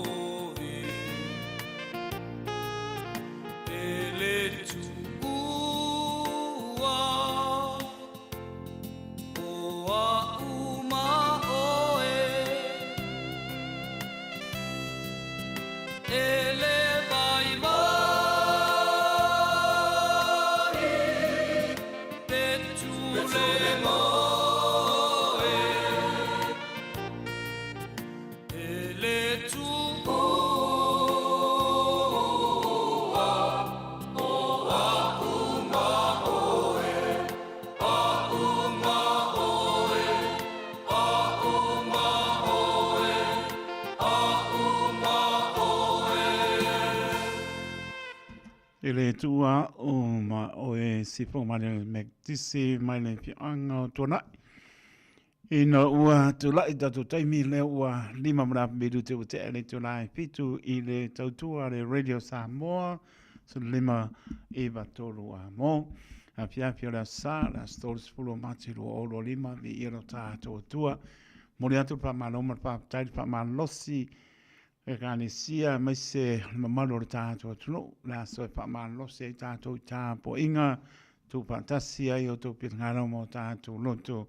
Ia mtato abel vi inga le pa manu mar pa tai. Wono me matau ona vi inga la singo nava yaso tona yatu i le lofa vananga leo le li. Tau si maota malawa pe lava talo lo en malo le atu no i le ulfafo ma le ulfani. Tari tonu aia ori tia me uma i le pa maoni o le lofa o le li. Ma to le pa malo mar pa tai malo le atu no pa malo si tapo inga. Apena pona abel pa tai le uwhainga wenga. Tō fia le tua. Ropa penana fola le tala lei tō bine fia. E po le ne aso i anu mana le upo le ola. Mawani a nganga ia ina mo ia malona malo. Po i vi inga le tua pa malo pa tai. La tō lunga le ala pa mole mole. E a awal pa o ngā ina le telefoni. E o e tau tia po se pala lave na mama ia i le pola so paraile. E a e mau atu e. Ni malo malo li umai ai se tama ita ele ia to se lusu to sanga lai mau telefoni le lima pe ia pa manatu le mo tato te mi te manatu ai saunga le mu lau tali no telefoni e te mi ngalo ia te ora ta vale me lai o au pe la bon pa ia tu e telefia pa ponga mai stu alano pe ia pa pe ngan venga le ia o se bi inga le Radio Samoa ia o ngana mātou wola au ona i so se ala mo vi inga o tātou tua pa manatu a tātou telefoni o ngonga ni pa lave tupu mai ai mau al so i fua na we manatu telefoni alai te anga i na ia pa o tia i mota malawa te lele amanoa sau pa i ai ma e mano lo le lo mota po lo la pa ngai na tali o telefoni me va pe a misi telefoni o ngai leo se si tulang ia ai tau lava na saunga le mu ia a pai po i te pinangano ai le lava le tu i tu o lo sa se paka o la talatani se me saunga le mu ai to e whaatani le pe tani telefoni i lo le kani ia e tupu mai se whanam lave ta ua po le alo le mo le pasia mo li pe on whamanatu pea ta ua po lo tanga i maanu lama i lungo wha ilo le tato o wala i tu la pono ia saunga le mu ai fo i au ne i mau winga ia se leni mo to gino tato tickets fo ia pe mo ia ame mal malo tu pe ia life ia aisia pana eu tu lang pe na o le malo fa de li fo ni vai per mo tu ne aso le tu spe to vaso le canesia le tu le sa ili poto at sa ili le li ina ia moa ina ia so i fo mo la vivi pa malo pa tai pa malo sita po inga nea so e wa ngoto atu lai lona no foanga tu mau e a malo tato fa tu ola to yo so ele aso tai ol pa maoni o le tua ia na ngan wenga mana lo fa mo se dia i pelo to fa tu mo tato vola ia mai se nei vai ta to sanga le nini o anga atu le li ona puanga vai a sa pa io la sa va dia pua ngao ne li paolo Jesu Kiristo le na sa ili ya tato na leo ta ua tele o to ngalo mo tato loto ia ma mana tua pe tato le lofo le tua e ala Jesu Kiristo mata ngo fiele mi lo to soi fu mo tato vola e mana tua le lofo le li ia tato ia ma no pa tel pa ma lo si tapo inga malo lo file mula em ta pena foi yang an benga va yaso mo pe au dia le ang leo le li na yalom fa na ya onga mini se po fanga pa mo ya pe le lo fa malang le lo ta to ya be so fa malo Yesu Kiristo e pata lo fa tu ai so se mo tanga se mo to malawa ya lo fa tu e te mano lo ai Pe lama tātou tsa ili ai, lai tasi le mongo e olo sa ili tātou ili li. Tātou au ngangi atu, matangi atu, marwha moe moe olo pātou tua le nā, tātou tani tōnu.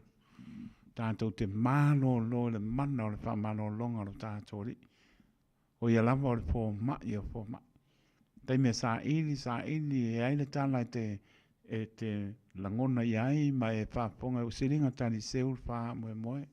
Tai me atu wane ai, i o tō pinangano mo tātou loto, ona we e langona o whapea mai, mo le aise tonga piti. Ia mantua o lo soifua mo tātou wola mai le ri.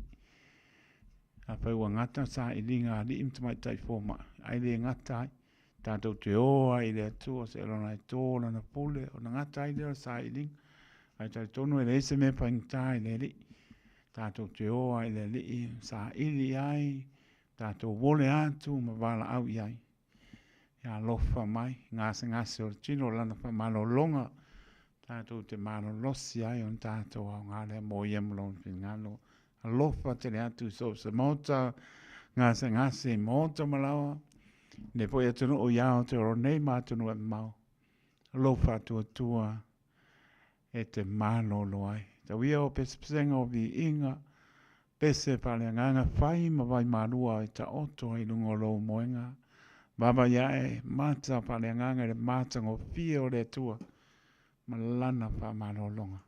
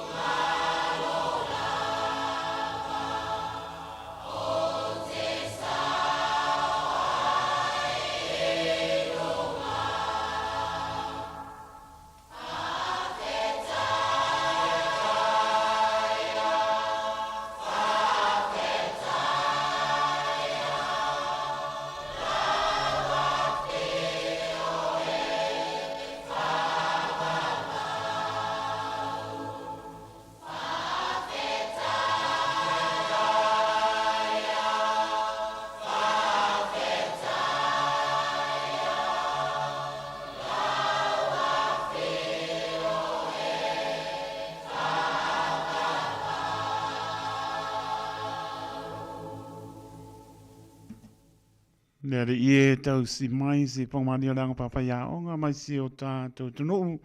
Whamai atuan porklame wa si singa i mautanga se ngasi. Pera mano pe atua pe ia o bi inga no tātou atua.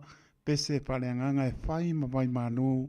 Au e ta oto ai lungo no moenga. Alofa tene atu si le pia e li me uma. Lofa atu atua e te malo lo ai. Mori soifua. A po ia sau mo mo sa ponga tātou porklame o asi singa i mautanga se ngasi. Loso pitu minute ona tāra le tu la.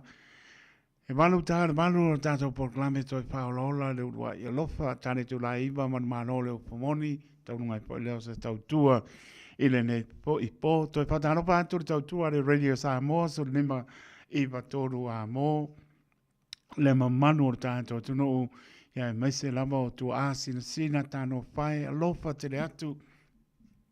Tane tonu tō maua mai, tane I lava I sauni ngā notu, tātou whai ngā notu ne fiafi, alofa, tere atu, ia I pēr whamano longa neri I atu o tōru so I pōturui, au onai mō I amulon pēr ngāno, alofa, tere atu, pe lava maputa mai ai o atu roa mau mali poi atu roa, toi pata alofa atu, tau tua le Radio Samoa, ia mai se poi, leo whenga le vanga tuto fiare atua, sa penana ngā luen por ni aso, e walawa ni nganga mo I malona malo e pataro patu le nganga palalo o lava na yalo panau malo fo lau bi ireli to mori pa malo pa malosi ta po inga tau mapa fia le o lau ti tau mapa ne fiafi o mana ame lau tau langa pese tau langa o bi inga e maulunga I pere bi inga no tātou tua pa malo le tonu o lava na yalo panau pa malosi Te leo leo whengare mga topi sa tu la I whatupai tau langa I fia. Ia wa lama le ngalo lo tātou tua. Mauni a nganga. Ia ina mo ia marona maa lo. Ta maa lo whaatai. Nai mi luta tātou porklame le nātou I whaorola le urua I alofa. E te whaatalo patu. Patu ia se lina se osi ma no poalo. Pena po I a Harry les mana. Alo sina ati mai me Robert. Ia maa lo lava whaatai. Kuso Robek. Ea, mai lato umalawa o maputa mai sina leo. Ea, mse on tina alop te latu maano lawa maputa mai manisi o maro le tanu. Ba lai maua e to ese mana inga. Ea, maano lawa paaptai. I lato umalawa lo maputa mai lunga le apio o linga. Tiuli Simone na nai male ainga ia pa maano paaptai. No tana tātou leina I po ini asa soifua. Maua le amanoa, le mana ia le amanoa. Ia e whai mai si tai au song po. E le tātou asa soifua le pola sa. E ta tālana tātou leina ia pia pia sa uma. Ana u maua le amanoa a whapea. O iesi asa soifua toru pitu tasi lima I vatoru numera. Mala au mai ai e a lunga le tātou emaili on the air at radiosamoa.co.nz Facebook page. Malunga le YouTube channel. Mowale. Ia na wina toi podo se vi inga e wha manuwi ai o aso soi fōr maro le tātou tuno.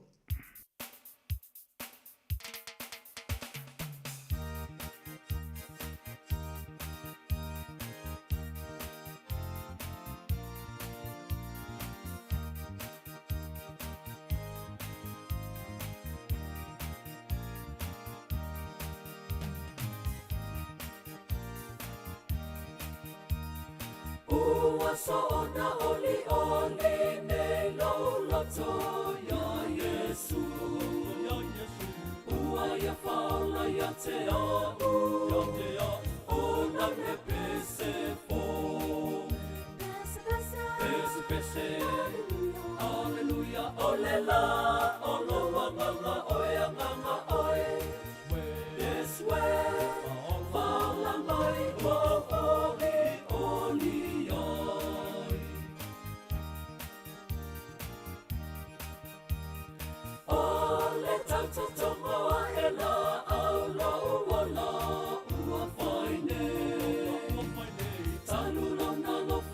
Te au, ua mua mea lele. Pese, Alleluia, ole la, olo nganga oe nganga oe. Yes we, ala mai ua oli ai. Ia tupu ola ola mai se pama ua toto.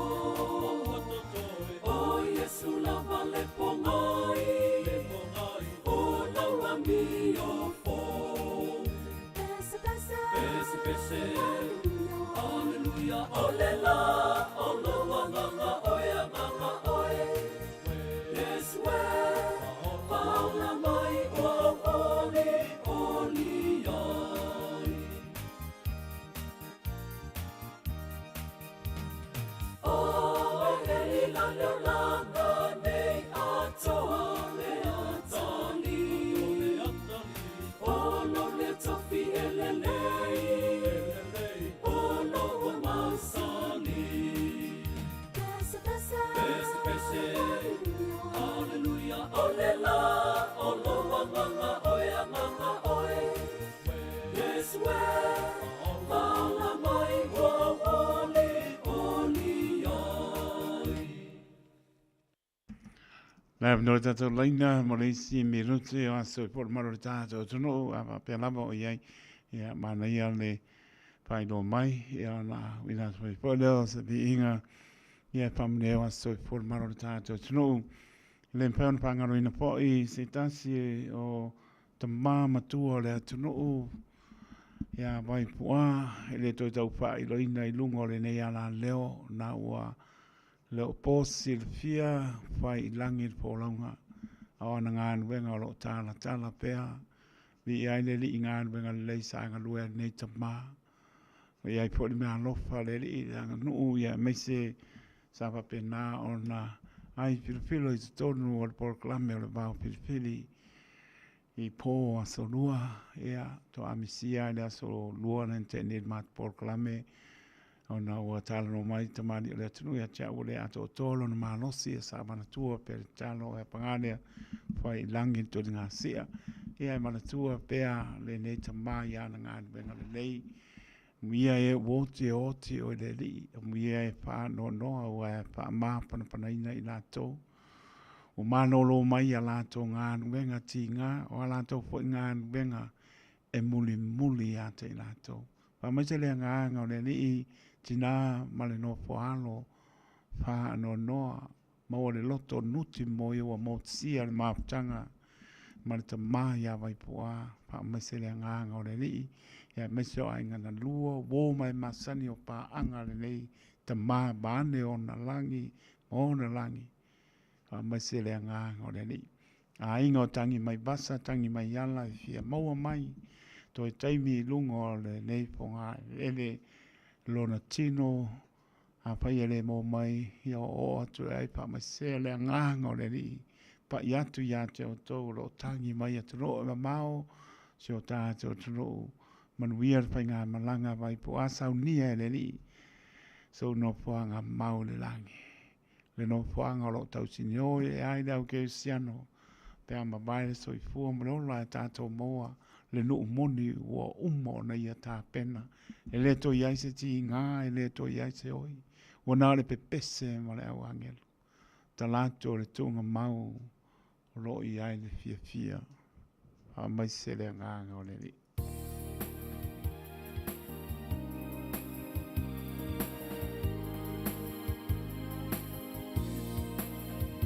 E a whai e moto le ngā.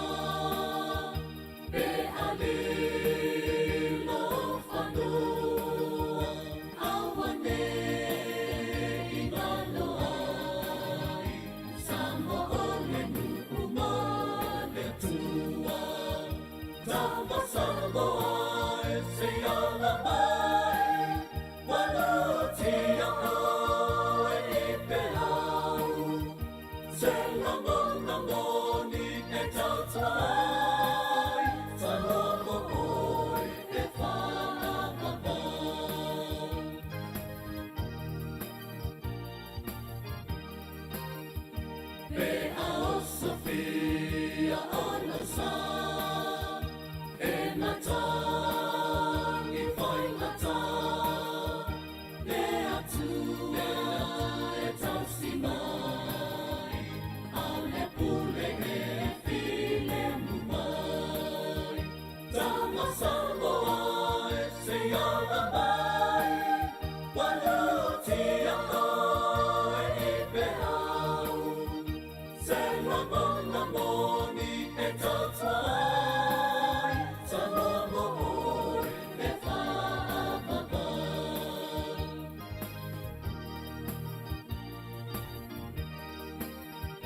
pe alana tia aupo, pe anu nulantofa, oile tau tainene, sau e aue te aile na sese, tamo Samoa e se iana mai, wanu tia no e ipe au, se la mona moni e tatuai, sa nomo oi e whaapapa. Tama Samoa e se iana mai, wanu tia no e ipe au, se la mona moni e tatuai, sa nomo oi e whaapapa. Sa nomo oi e whaapapa.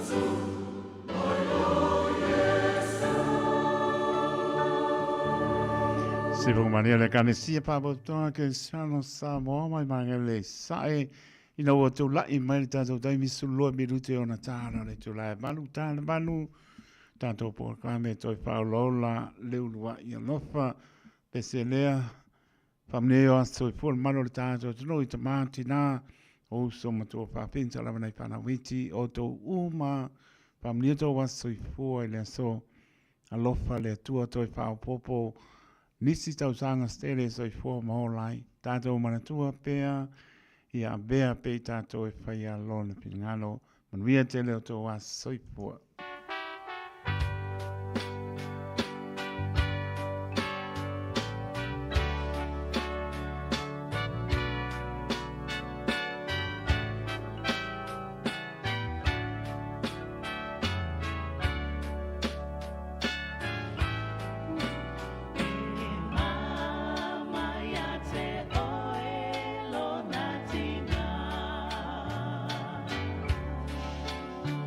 Ilunga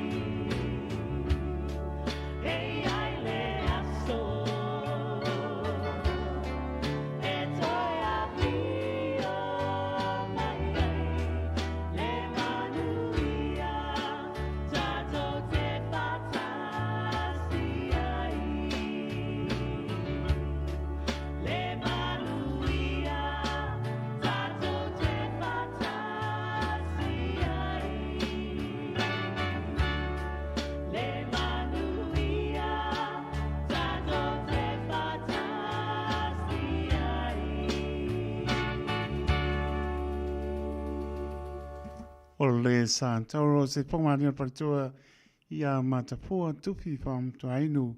Taimi tu lai mai le ua to e ono minute o na tāne o le tu lai manu. Tau tua le radio Samoa su lima i matolua. Mo manato o manu o li lau tāpo inga Samoa. Ia mese o le nāua i maota malawa toi mori whamano man whaapatai. Whamano nosi ai tāpo inga. Ia i taimi la ngona whaavai man le la ba. Ai a tātou manatu i le alofa o le li. O tāne i loa po le asa me a tau via i le nei alofa. Mai sa nei vai tā tau sanga, sābadia le li o na pua ngā. Tā ua i o tau pinangana mo tātou roto. Pua ngā o le li no o lunga le sā tau lo o le manatu o le atua. Ia i tātou le whānau. Sā ili Jesu maua tātou na nei loa le angsala. Tai tonu sā mora tonu pene. Tau ke siano whātua tua, tā ua te leo tau pinangano, nei vai tā tau sang. O le leni, o anga atu le li iona po ngāna o lunga le sā taulo, pā sā taulo ina, tānu mia le manamo le soifua manu mā loa mai.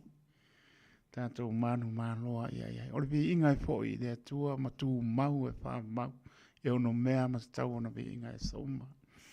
Lewa tāpena mai le songa pai au mano loo, sunga ya le a taua Francis hada papea po i le sunga to ina ya fiu kuini ta ala pa tai le po to ma puta mai le sunga to ina ya fiu kuini ta ala te le o to ngia sa pe ngai po yo ainga e pa le tu o lao le e ma puta i pe ala na pa na sa mora tu pene smaila pa ponga le tato por klame pe ona pa leo i po sai le tu la e vanu to e pao lola leurua i alofa.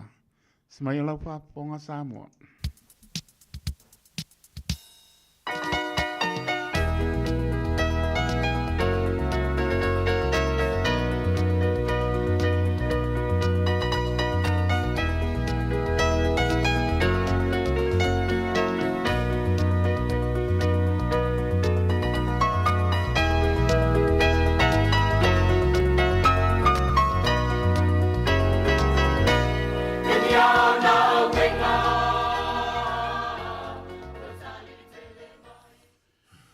Fia lawa te whatala whātu Samoa i lau whaafonganga le nei fo i a fiafi.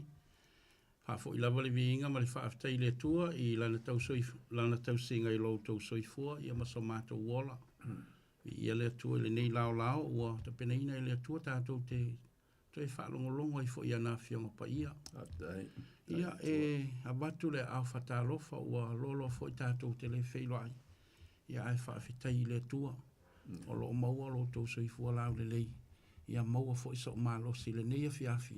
Ia tātou te mafuta, ma tātou tala noa i le lei ma le mātango fia o Iesu. Whaaftai i le songa ia taito, ia i le tau tuaina se tātou atunu. Ia mātou te whaatalo whātua i le neia fiafi, ma talia fia mai o tau uma Samoa. Fia lava le vaenga o le nei ke lope o lo maua mai ei le tātou whaasalaunga i le neia fiafi. Mātou te fia e o folo whātu, ia matalia fia mai o tau, tātou te mafuta, ia ma whaaluina fo i le nei tū la, ia po le ato fo i le tū la, e tātou te talatala noa ai, i le lei o le atua. Samoa, e le lei lava le atua. Mai o se fia ngal nea fiafi, o te mo fo i le awanoa, o le sunga le whawhingainga, le sunga ia le ataua, Francis Hara, ia e tala au mai masu mai e whaau au pea ia le wha malamala mai no fionga pa ia le atua whaatei le atua ia na au no lo ieito mai manga waa e wha soa le fina ngalo le atua Samoa tātou te le lopo le ale teime o le a whaapio o na o mai ia sa wanga le neila lo langi ma whaapio le tātou le toi maua se awanoa e tātou te maa futa atua i le atua whaapene ai o tātou maua le nei awanoa aua tātou te whaamaumawina. Ia, tātou sanga atua i e whaawanoa mai lo teimi, tātou te mafuta i le neia fiafi.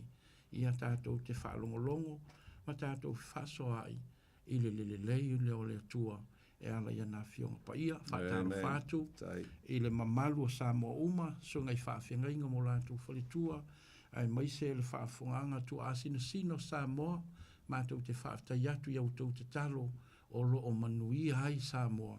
I so se tiu te ma so se whaiwa o au nai i vaenga le lalo langi o lo tātou alala mana no whai. Ne ia fiafi whaatara whātu le sungai ale ia taua. Ia, tau ina ia whaamanuia le tua. Ia au whaasoa fo ia fionga le tua. Ne fiafi whaatara whātu fo i sungai ia teito. Ia, maua fo i whaamanianga le tua. A o whenga i pia ma lona wala awina. Ia, i ngā ruenga o wala awina i mole au nanga i le tua. Ne fiafi ia o le a o whaia stato te talo. Ia ona lafo atu ai foi lea i le auna mole am teino le tātou poklame ia ai puno mailo wā mo le tātou te talo. Lo mātou ta mai le langi, langona lava lo mātou anganga whaafitai le neia fiafi. Whaafitai tele lava foi ta na mā. mātou wala ma si o mātou o tunu pele. Ai vi ia oe le atua le neia fiafi. Ia vi ia Toi oe maua le le atua. whielo inga i lātou sila mai ma le whaafonga mai a o mātou o ta au atu i lunga o le ala leo o le radio Samoa. Le tua mātou te talo se e whaamanuia mai. Whaamanuia i le whaafonga anga Samoa malama.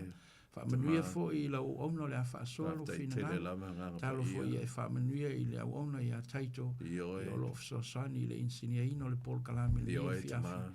Talo i e lau whaamanianga i mātou. Talo mo i lātou o maua i whaanoa noa. I lātou o maua i pua ngā o mai ma mawhitianga le o lama. Ai maise fo le tatalo whaapitoa le tua. Mo i lātou o i aile whaanoa noa na malanga le oti. Le tua alofa mai. Pa i mailo o mana fsosani. Wha maise mwha mawhana whana. Wha manuia i mātou. Tari le mātou ti talo nea fiafi. I le suafo Jesu o le mawala ua tuai. Amen.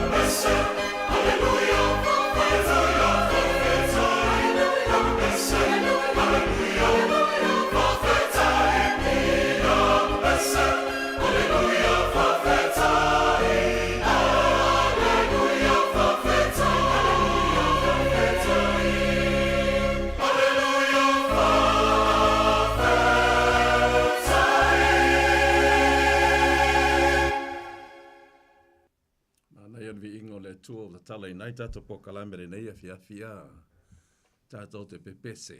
Hallelujah. Le ale winga lupu hallelujah. Hallelujah. Vi ia Jehovah. Vi ia Jehovah. Vi ia le tua. Maila tātou te pepese. Ave te ia lea whaafetai. Ave te ia whaafetai. Tātou te whaafitai le tua te mā, le alo ma le nganga pa ia. Lo nanga le lei, le tau singala o tō soi fua mo lo tātou ola. Ia ua umatu se tātou whawhelo inga, la tātou la alo i tātou mata upu. La sāne tua na i oto nei, sa tātou talano i nai, le tu la whono le tua. A le i uma, le la ve wha uma nei i se vaenga lea. Ai leo la toanga a toa ama na e nao se vaenga lava le fia au mai mo i tātou. Ia tātou tara noa mai mai asolen te al tu la whono le tua, e pa ia, e tonu, mau le lei. Where tusin tātou so e tātou tusi mai ai, tātou so e mai ai. Sa tātou so e mai le salamo, salamo es fuma le iwa. A sa tātou so e mai fo le tusi o Roma lon mata upo es fulu, mata upo e fitu. Non mata upo es fulu ma le fai upo es fuma le lua, Roma e fitu vai upo suma lua. Ona tātou i loa lea, sa tā ua mai ol whenga inga tuai le tu la fono e pa ia. E aua nei papa i ele tangata, aua nei fia pule i ele tangata. E tonu, e ato toa le mawhaina fisu ia i ele tangata. Mai le lei, e le anga le tu la fono le tua. Ine ni o tātou ina inata o whaia wha lea ngā. A lea fwoi wato e si i lava le apostolo Paulo. Le ale teimi tusi e le apostolo Paulo. Mo muan tusi Paulo, pen mo mua maleu Yesu. Mo maleu Yesu. Mo mau ane maleu Yesu. Whātu a tusi ele tusi te le lava lea Paulo tusi pito i umi lava lea. E ai uma lava langa theology. O lea la. O toi au mai lava e Paulo, e upu lava ia mai le whengenga tuai. O le tūla whono e te tusa le leia ma le a mio o le tuai pa ia e tonu mai le lei. Pa penala tūla whono le fo toi tu mai i le whengenga fau. Wa si lia ma le tolus fultau sanga, talun ma liu Yesu, po o le tolus fultau sanga foi. Tosi a Roma, se tasi ona tusi muli lava. Ona o si la fia ele apostolo nu ese ne ite I wa fa umatia o ia ai le mo se te me fa aluatu waila langa theology a to si na umi lo o isi ana tusi taitasi le ala wa sa waila upula apostolo Paulo le day he brings his conclusion that the law is holy, just and good. Now when the apostle Paul wrote after Jesus died and resurrected in heaven, and he ascended to heaven from Mount Olive, he wrote years after that the law is still holy, perfect, and good or not good? Good. It's good. E tā hua lava pa ia lava ma le leila tu la fono le tua. O le tu la fono la le tua mantua whatoa au maia papa maa e lungo le maungo ai. O nepo ping whamtala vai aso ne tea. A le tu la fono le tua. Lewa lama na mai lea, ele amatanga. Na o si whea ngai ngai lea tua, lea neia au mai ai whea ngai nga lea tama ewa. E la whanau mai lea, le tama. Le tama la lea o si whea ngai nga mai, ma lea tua. Le tama lea o si whea ngai nga lea tua I lea, le whea ngai nga fau. O lea foi la, o le tama lea sau e whaola, ona uanga sala lea. Le tangata sa iai lava tu la fono le tua na sala a pelu, fasioti tangata. E eise tu la fono kusia au, tusio kenese na mua tusia e le iai fasiotia e kaino a pelu. No, e le ai, apa whengai loa. The law was oral. It was put into the heart by God inside Adam and Eve, ia ai whapena fo ia kaino mai. Ma pelu man whanau lon tutu mai 2,000 years. Saul ke mi o ngoa. Pa mai lele amatanga lava umar fōwhanga. Ua le lei, ua matua le lei lava. Whai umar fōwhanga, umar whaitangata.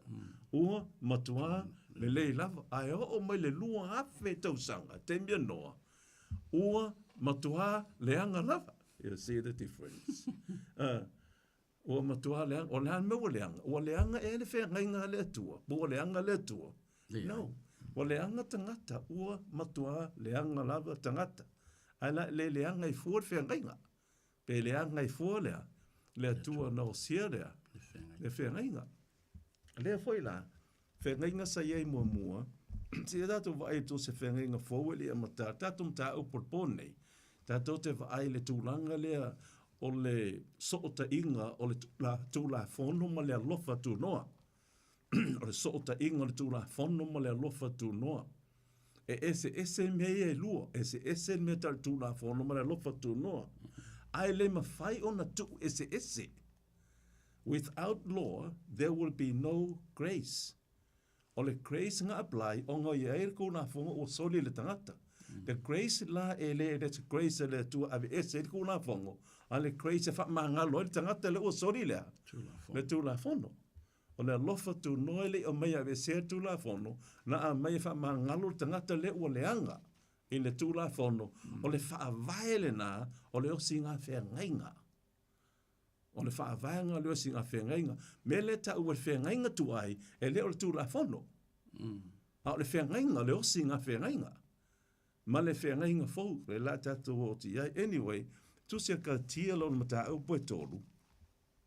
A lona whai upu e se fulu ma le iwa. Tolu a lona whai upu e se fulu ma le iwa. O le nei, se alea o ngā le tu la whono. Na whaapopo mai lea, ono lea, soli tu la whono. Whangate na. Ang ke le mga e whaamakala umai si vahenga whai upu, se kako mai al vahenga lea. Se alea o ngā o le tu la whono lenga mai le tuan mongo nepo. Papa maa iena tusi a ao le tu. Se alea o ngā na tusi ai. Alefa mai o le merenga. Papa maa nganga whaapopo iai, ona o lea. Soli tu la whono, sili la o lea tu la whono lenga soli. O lea le tu la whono lenga soli wala inga a mai papa maa. Which law? It was the same law that were given by God to humanity, but it was orally. It was not written by the letter of the law. Menga le faso solo e whapenga kakao le mea kao le matai tusia lea. Tu la whono. A ua le mafua anga wa a mai ele tu la whono. Ono ua lato soli tu la whono. For maybe for Britannia, the law was added because of transgression. What did they transgress? Leo o malitemia no o leanga matua leanga lava. They fully transgress. Transgress what? For mai le kemia ngoa sa lako whaavanga. Sa lako ai mawhengu whaavanga. E whaasa kula whongo whaavanga. E sa? Pere ai? E whaasa? E whaasa. O mea ngai ka o le moli lua ka ua e a fia uma lava bea uma lava ngā. Ka ua o le mala lea outside of marriage. O lea la, o le mele leo o whaapohopo mele tua, o papa maa iau au mai, mafua anganana au mai ai, onga o le soli tu la whono. Which law? God gave Adam and Eve his commandments. It was his commandment of love before they sinned. And now, lela wang sala lako. Lela falo fasiok te kaino apelu. How did they know it was sin? Fa mai fai le upo le apostolo e kusi lava lea o kusi lea Roma. Rome ta apostolu. Anga fai e le aisea. Anga le aise se kula fongo o le ai fo se mea kao sea. Sang sala, without law there is no sin. So anga le aina se kula fongo le kemio kaino. E le ang sala fua kaino fasiok kio ai. No apelu, there was law. All right? How long have you refused to keep my laws and my commandments and my statutes? How long have you refused? I forgot my little but this is talking about Exodus chapter 16.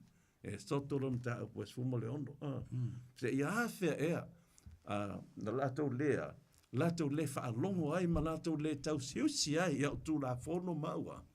Ma polo inga. So lela, mele lenga fa o popo, o papa maa.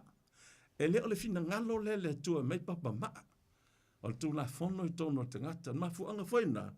Over and over again, e whengenga twice, e oma whengenga fo, this covenant, this same covenant that was offered to Adam and Eve, is now renewed. Le upo e pelu de Kadesh, meaning a renewed covenant.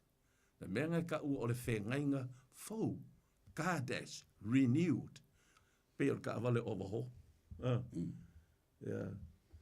Now, o le winga lan mafuanga renew, e mga o le tua e mai le loto fau.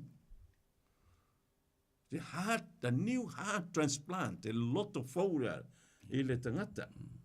Mafuanga na o le tua e renew over and over again. Ia au mai le meta o le loto fau. Now, o le sootanga la le tūla fono ma le alofa tu noa. O le mita uporina, e matua le malamalama i lava ia Israelu. Le ngu o Israelu. Ai mai se lava whai a onga nei. Whai a onga po whai whi au. Ka o whai whi au ma whai a onga i la tunga le au for sale. Ia, o le au tusi upu. O le au sa tikaio. Au Nikolai Tai. Ia, malako umalanga. Ia, ala au skaulanga. O skaulanga sili. La ka ku kau whape. O whai whi au le kemio ai. Le kemio Israelu. Le ngaka o la kou. E wa aia me kau le loku. Kapo inga, a la ko whai wa aia kulanga lea. O le malo, kulanga malo Israelu. O le la e makua i le malamalama la ko, i le so o kanga le kula whango ma le alofa tu noa.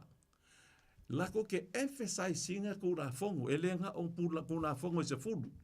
La ko ke emphasize singa la ko ke unga inga i lunga kula whango, e o fo i osi nga kaulanga. A ngalo ya la ko le losi kau langa le o le lofa ku ngoa o Yesu Keriso. Le ako ke le loa le vaianga le nga la to te malamalam. Mafu anga nai wha fau ai. Ma tu ole whenga inga fauling ei. E le se me e fau. Ai e fau le lato whalongo. It's new to you. O le fau le lako whalongo. O le mafu anga le nai le ta ua ole whenga inga fau. Kadesh, it has been renewed over and over again. E le malamalama la, le ese senga. E ese de tu la fono ma le alofa tu noa, ai le mawhai o na tuu ese. God's love, God's grace, and God's law are two separated, are two distinct things. Ese mea rua. But they can never be separated. They are distinct, but they can never be separated. E so fantasi. Anga le ai le tu la fono, e le ai se mea ka o se alofa tu noa. Ai se au e le alofa tu noa, ono wang salo tangata, whakoha apply ngā le alofa tu noa. Now how can God apply his grace today if there was no law to tell us what sin is? Then we know that it's sin. How can that grace be applied without the law? You see? Ele mawhainga applyinga le grace of God, ia ila ko o lo isi pangeka, a lo soifua pea. Ele yo yelang sala. They don't need a grace because ele yang sala. But because we sin, wa makwa leanga lava, then whamahilo le kuspaia, Noah found what? Noah found grace in the eyes of the Lord. And it was the first time the word grace was mentioned in the Bible. After 2,000 years from creation. After 2,000 years, whakwa sawel upule umakwa leanga lava. Umang whailfofuanga matua le lei lava. Ai saur kemia o ngoa, ke nesem ta upoe ono makwa leanga lava. Then here, God applied his grace. So those who accepted God, like Noah, God applied his grace. Noah found that grace in the eyes of the Lord. Ona nga le grace a le tua. Ai le ave tangata uma lava pa le taria ina iai. Ia le tua. O le tula fono le tua. O langa sakotanga ma le alofa. O le alofa o le tua. Ngā lainga a mai o ngā. O tula fono. Au tau tala upule tula fono. I'm talking about the 10 Commandments. Polo inga se fulu. Ngā au mai polo inga se fulu pui pui ai lona nuu. Mai leanga sala. Aya, e leanga sala kako. E ese e kako ngā kai ese e lenga kai ukai. O ngi ukai a kamu maeva. O ngi ukai kai no mapelu. O se ukai apele amo. O se ukai noa. No. O kai ngei a ngafi. Whako a maka mali o kai a kei me whangau ngai. A pale amo. Ele ia mea lai kuna whango mo ngā kai o kaia. Ngā mai ai o kaia the letter of the law on tables of stones written by the finger of God. But the spirit of the law was given from creation. And that's what they broke.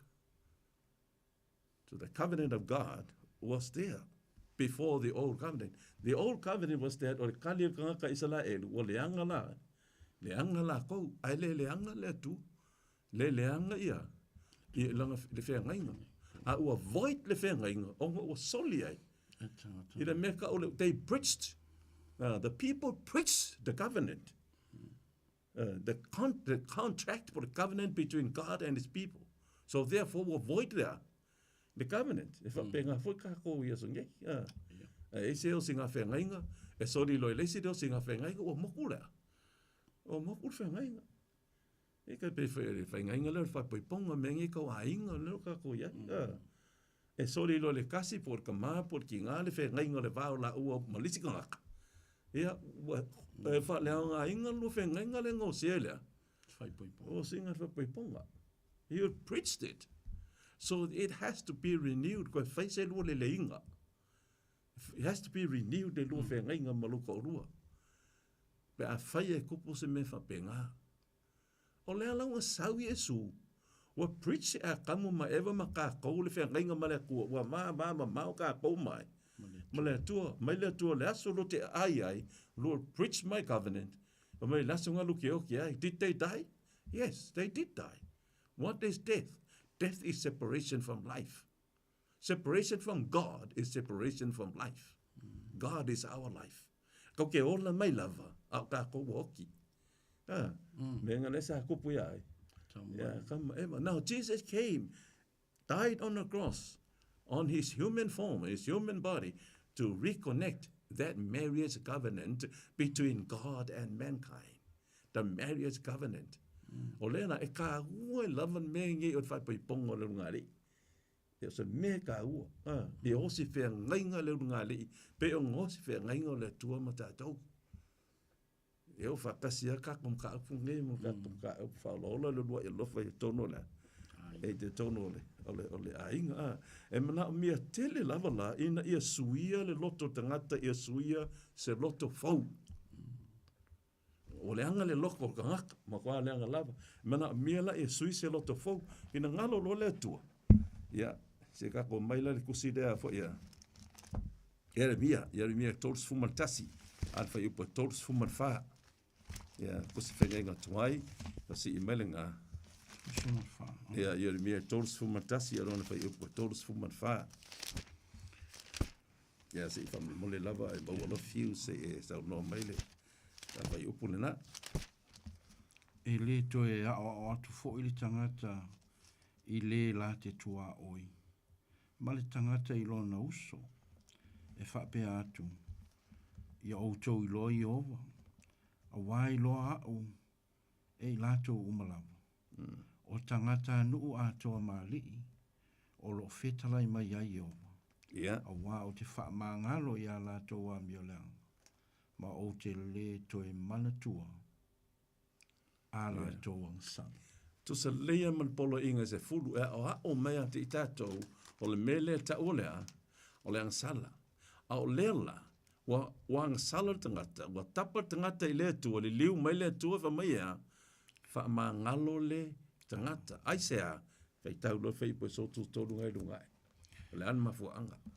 A o le nei le whea ngainga o te osia ma le ainga o Israelu, pe a mawai i aso o lo whetalai mai ai ova, o te tuuina la utula fono i te tonu i a te i lātou, ma o tusi ai i o lātou loto, e whai fo i au mō lātou atua, o i lātou fo i e whai mō no. There are two applications of this reference. Of these texts, e lua ia whakaunga le mau lea. First of all, the local. Mana tua le te milena to e fo i mai le nuu le tua nei le tawhianga. Te awhia mai oi peapolingia, ma ka whianga mai asuria. Leo koe fo i loa kai ka inga wai. Serupa pelu. Ia mai o sua. Ia ma e Sarah, le tosi upu. O le an mena fai. Ua umalo na fau le toe fa le leia le malu. O toe fa fau le malu. Uma na fau pa Ierusalema. La lon mena la tau faia.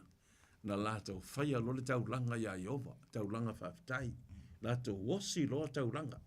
La tau langa le toe osi fa fau le la tau whenga inga ma le atua. Ia toe fai la tau le whenga. Ia iai le atua i to tonu o la tua. La tau loto. Fa pe na fo i le tu la fono. O te tu wina lau tu la fono i to tonu ia te i la tau. Tu i whea. Ia la tau loto. E le te tu ua le papa maa. Tus tu singa le tu la fono. Letter of the law. But write it in the chapels of the heart. Now God needs us to have this new heart. It's called the heart transplant. Au fai fo mai ia ka mai nge aso me ka heart transplant. Ale heart nga le faku fo i leo tangata. But this heart transplant is the emotion in the heart. E man mafo fau le fa sa mo ta tolo upu manea le o le loto. O le loto. Le se ufa per kangia le upu rea. A o le loto tangata o te tu ina la utu la fono i to tonu ia te ila tau ma o tu sia. I fea. E le loto, en fai se sinko e vese. Le ai, a velen tu si fo i tono le loto ta vita. Mai ta vita o te fia failo fina ngalo. O lau fina ngalo, o le tu la fono lea, o le polo inga lea. I delight to do thy will, oh my God, oh God. And thy will is, and thy law is within my heart. I delight to do thy will, oh God. Thy law is within my heart. O te fia failo fina ngalo lea tuai. O lau tu la fono, lo i tonu ia tea. In the heart.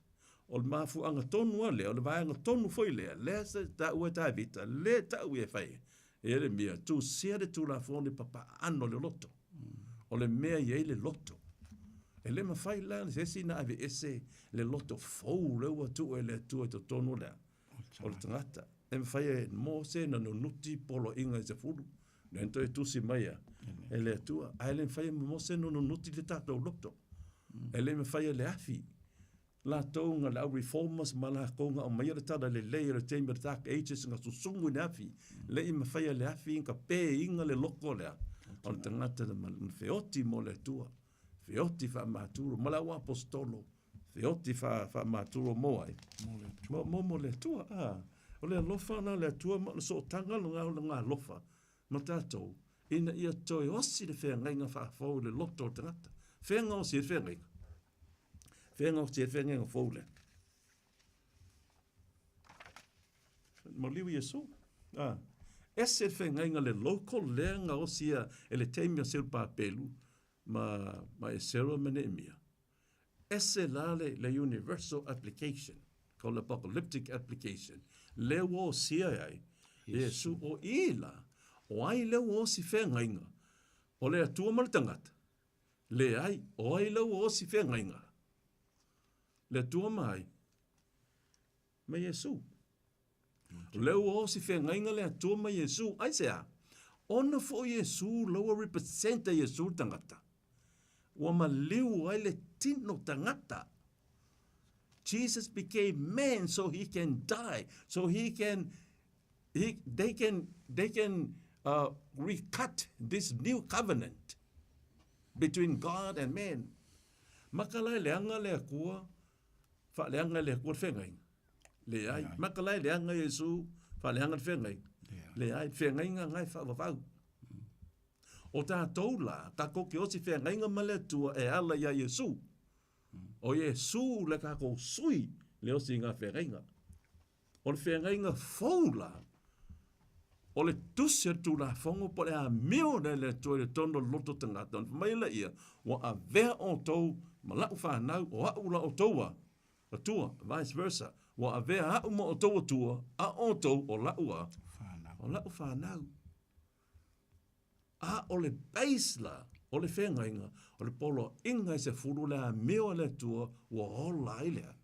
Le tangata. Laua soi fua, aile soi fuanga le tangata, Wa ona lave ina ile maliu o Yesu. Now, when Martin Luther came to bring out the Reformation, it's righteousness by faith alone. And then John Wesley stood up. John Wesley took it a bit further out. And he said, after we are justified, we have to be sanctified. We live in holy life. And over and over again in John Wesley's writing upholds the law of God, because that is the way of sanctification. O le whaapaia tātou. Whapena whaila menga mai polo inga a le tua. Se i ho mai lawa polo inga wha. O te vatu fo ia ho ngei la le polo inga wha le whamtalanga le tusi o te otoro no melon ta apoi lima. Le ta umai ai. A wa o hau na whaapaia ina i la tau. Le o mainga le aso sa pati a wa o hau na whaapaia ina i la tau. See, it's the way of sanctification. O lea walanga lenga au mai John Wesley. Sione Wesley. I ia le tua na au no Sofia le nganga pa ia le tua wha wau le ngā luenga. Le teimi leo Martin Luther, ia whapenga ia Johanne Wikilifi, le Morning Star of the Reformation. Pea kako malama ia I kalaanga tue fuatai. Sau lo ia laflafo inga Yesu ma Nicodemo. Mantu fo Nicodemo, whengi tuai. Por whengi fo. Whengi fo, Karkar ngō loia, Yesu ma Nicodemo whengi fo. La sau Nicodemo malanga ia poto. Awa o ia o Farisaio. A whamai o ia foi o le whaipule. La meka le whaipule. Ia rula. La koula ia lea wau mai o Farisaio le o skaulanga. A la utosi upu whai eil au whaipule. La koula ia whaia ku la fongo. Mai la koula ia whaia le law, le justice. A lengo isa la elu. Neko temo la leska mai gangaka. Ai sau ko fo Yesu. Ia wa uma kasi lua koulu wha. Kilo Nicodemo, whaayukaya, letter of the law, but he doesn't know about the spirit of the law that was written by the Holy Spirit inside the heart. That same law written by God in the heart. Because they don't know Jesus Christ. They don't respect him. Ia mafuanga la le whamai loia, ia Yesu ia Nicodemo. A le toi whanau de tangata. E le whaimo ia le maa loa, le tua. La le winga le upu toi whanau. Must be born fa'afou. That's what we call a heart transplant. Koe fa'afou le loto. Koe osi lo whengainga ma le atua. Toi whanau. Ka ngaka kuai. E le o kaukala le kingu. Ka ngaka kuai ma fua mailang salo le loko lea. O tangata kauranga sui le loto. God has no factory to patch the heart. No heart patching. He wants a brand new heart. And he gives us a new heart. The loko fau. O le nganga fau. Kusi lang kuna fonga to tonu me fau ia. Te pei o se kangaka lufu ko akoea. Koe whangau me pe o de pepe fau. Na tangata lea. O tangata le whainga foko wha mai e ia. A le whanau de tangata le vai ma le nganga. E le o fo i o ia malo le tu o le vai la o le tino. Le pap ki songa. Le pap ki songa. O le whaatusanga le maliu Yesu molona toe. Tu mai. A e leo le sa paki e leo le sa le whailonga le toi tu. O le whailonga le toi tu o le pap ki songa. O lona maliu molona toi tu mai. Whailonga ngan maliu Yesu molona toi tu. So e le sui e le sa paki e peo le aso toi tu. God's symbol of his resurrection is the baptism. And then, whamai lola ia o Yesu inga, a le whanau tau te le vai ma le nganga. Ka pe whian whanau tau te le nganga. He accepted Jesus in his heart through the Holy Spirit. Leo alu le Yesu, a mai lona whesoasoangi. O le nganga le o Yesu, e a whio i to tonga le loto tangata. Ma tu sia de polo inga Yesu i to tono lo finangaro. And then no one else can grave it out. A kosi papa maa, po e whai nganga ka ese, whai mose kongi nguki. A grave le tua kongu papa ango. O ai ma whai nganga avesea. Yes. E tu mau lava. Le upo Yesu le Ioane lo mta upo tolu fa ipo ono. Se fa mo le lava se Ioane mta upo tolu alona fa ipo ono. Yeah. Yeah.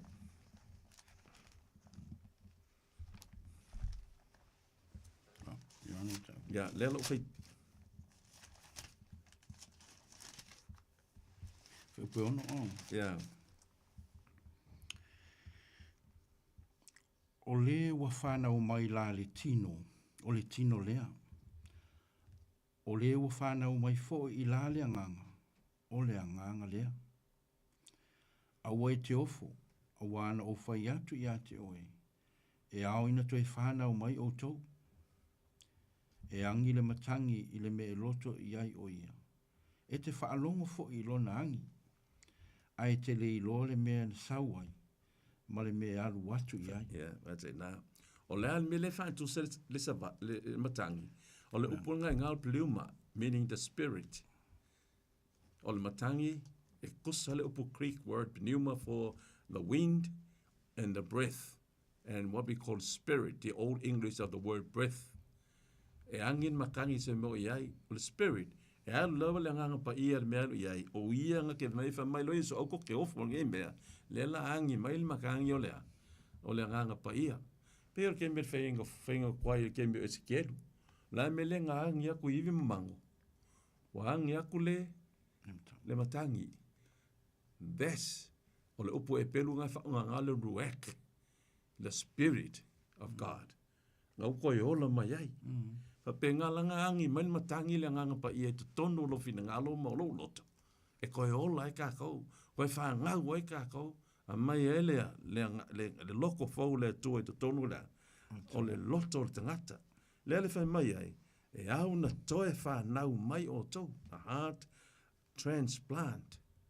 The heart transplant. Anga sala le tangata. O le lofa tu no le tua. Le wo o mai wha mangalonga. But, e le o mai wha mangalonga. Pe ale wha ale o tātou ang sala. O le alan me lewa tu Yesu runga tātou. O le tu la fono po tātou ang sala. O le anga sala lewa tui. E le ima liu Yesu e ave ese tu la fono. Na ma liu Yesu e tui, e to tongi, wha mangalo anga sala ua wha mau Yesu i lala au. Sika ko vai le kusile o kolose. Na sangi la mga wha o ngai iti le kusile o kolose lo nta upu e lumua. A lona whai upu e se furu man wha. Ne mau. Ia, whai tau mai whai upu e se man wha. Ina wa solo ia le tusi lima na sala ai tātou i tū la fono. Sa te te mai a te i tātou. Wa ave se ina i foi nai le vai loto. Ma wha mawina ai i whao i le sātau. Ia, pangatai nea. Ina ua so leo ia lea. Tusi lima na sala ai tātou tū la fono. O lai melenga solo ia. Tū la fono po tusi lima. O le sala. O le tusi lima. Solo ia le tusi lima lenga sala ai tātou lea. I le tū la fono. O lea le tusi lima lea. O le tusi lima lea. O le kaya grafen. O le upu kaya grafen o le kusi lima lea. O le kokongi pa le ai ka lafu. Lo minga fau la la kuspa ia leia tea. Le la ufai kau mai ai magingoa. Fai mai le fai taunga lo minga fau. Ina ua solo ia le tusi o la tātou ai tā lafu. Na nofo sala ai tātou i tū la fono sa te te mai. O le ai melenga ke, ku la fongo pa lai ka lafu. O lai ka lafu le ke mai te taunga te tongi. Mo mai. O le ai tā lafu le te mai. E le te se tū la fono tangata whengenga tuai. E le mai ele atua me tau tiro na nuu e ke e longa ngu. Ngā mai they were for his people, not against his people. What was against is to sin against the law. So le mafuanga la na ina wa solo ia le tusi o la tātou ai tā lafu na nofu salai tū la fono. Sa te te. Wa ave e se ia nea. Sa te te mai a te i tātou wa ave e se ina ai foi nai le vai loto, le an mea, le sa tauro. Ma ua faa mawina I fao ile sa tauro. E le o fai mai paulo na faa maule tu na fono le sa tauro.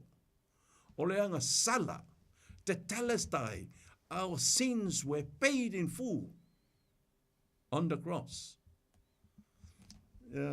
Fama lia tu se apostolo Peteru. Mai kus fai Peteru lei tu se mo Peteru. Alon mata upu e lua.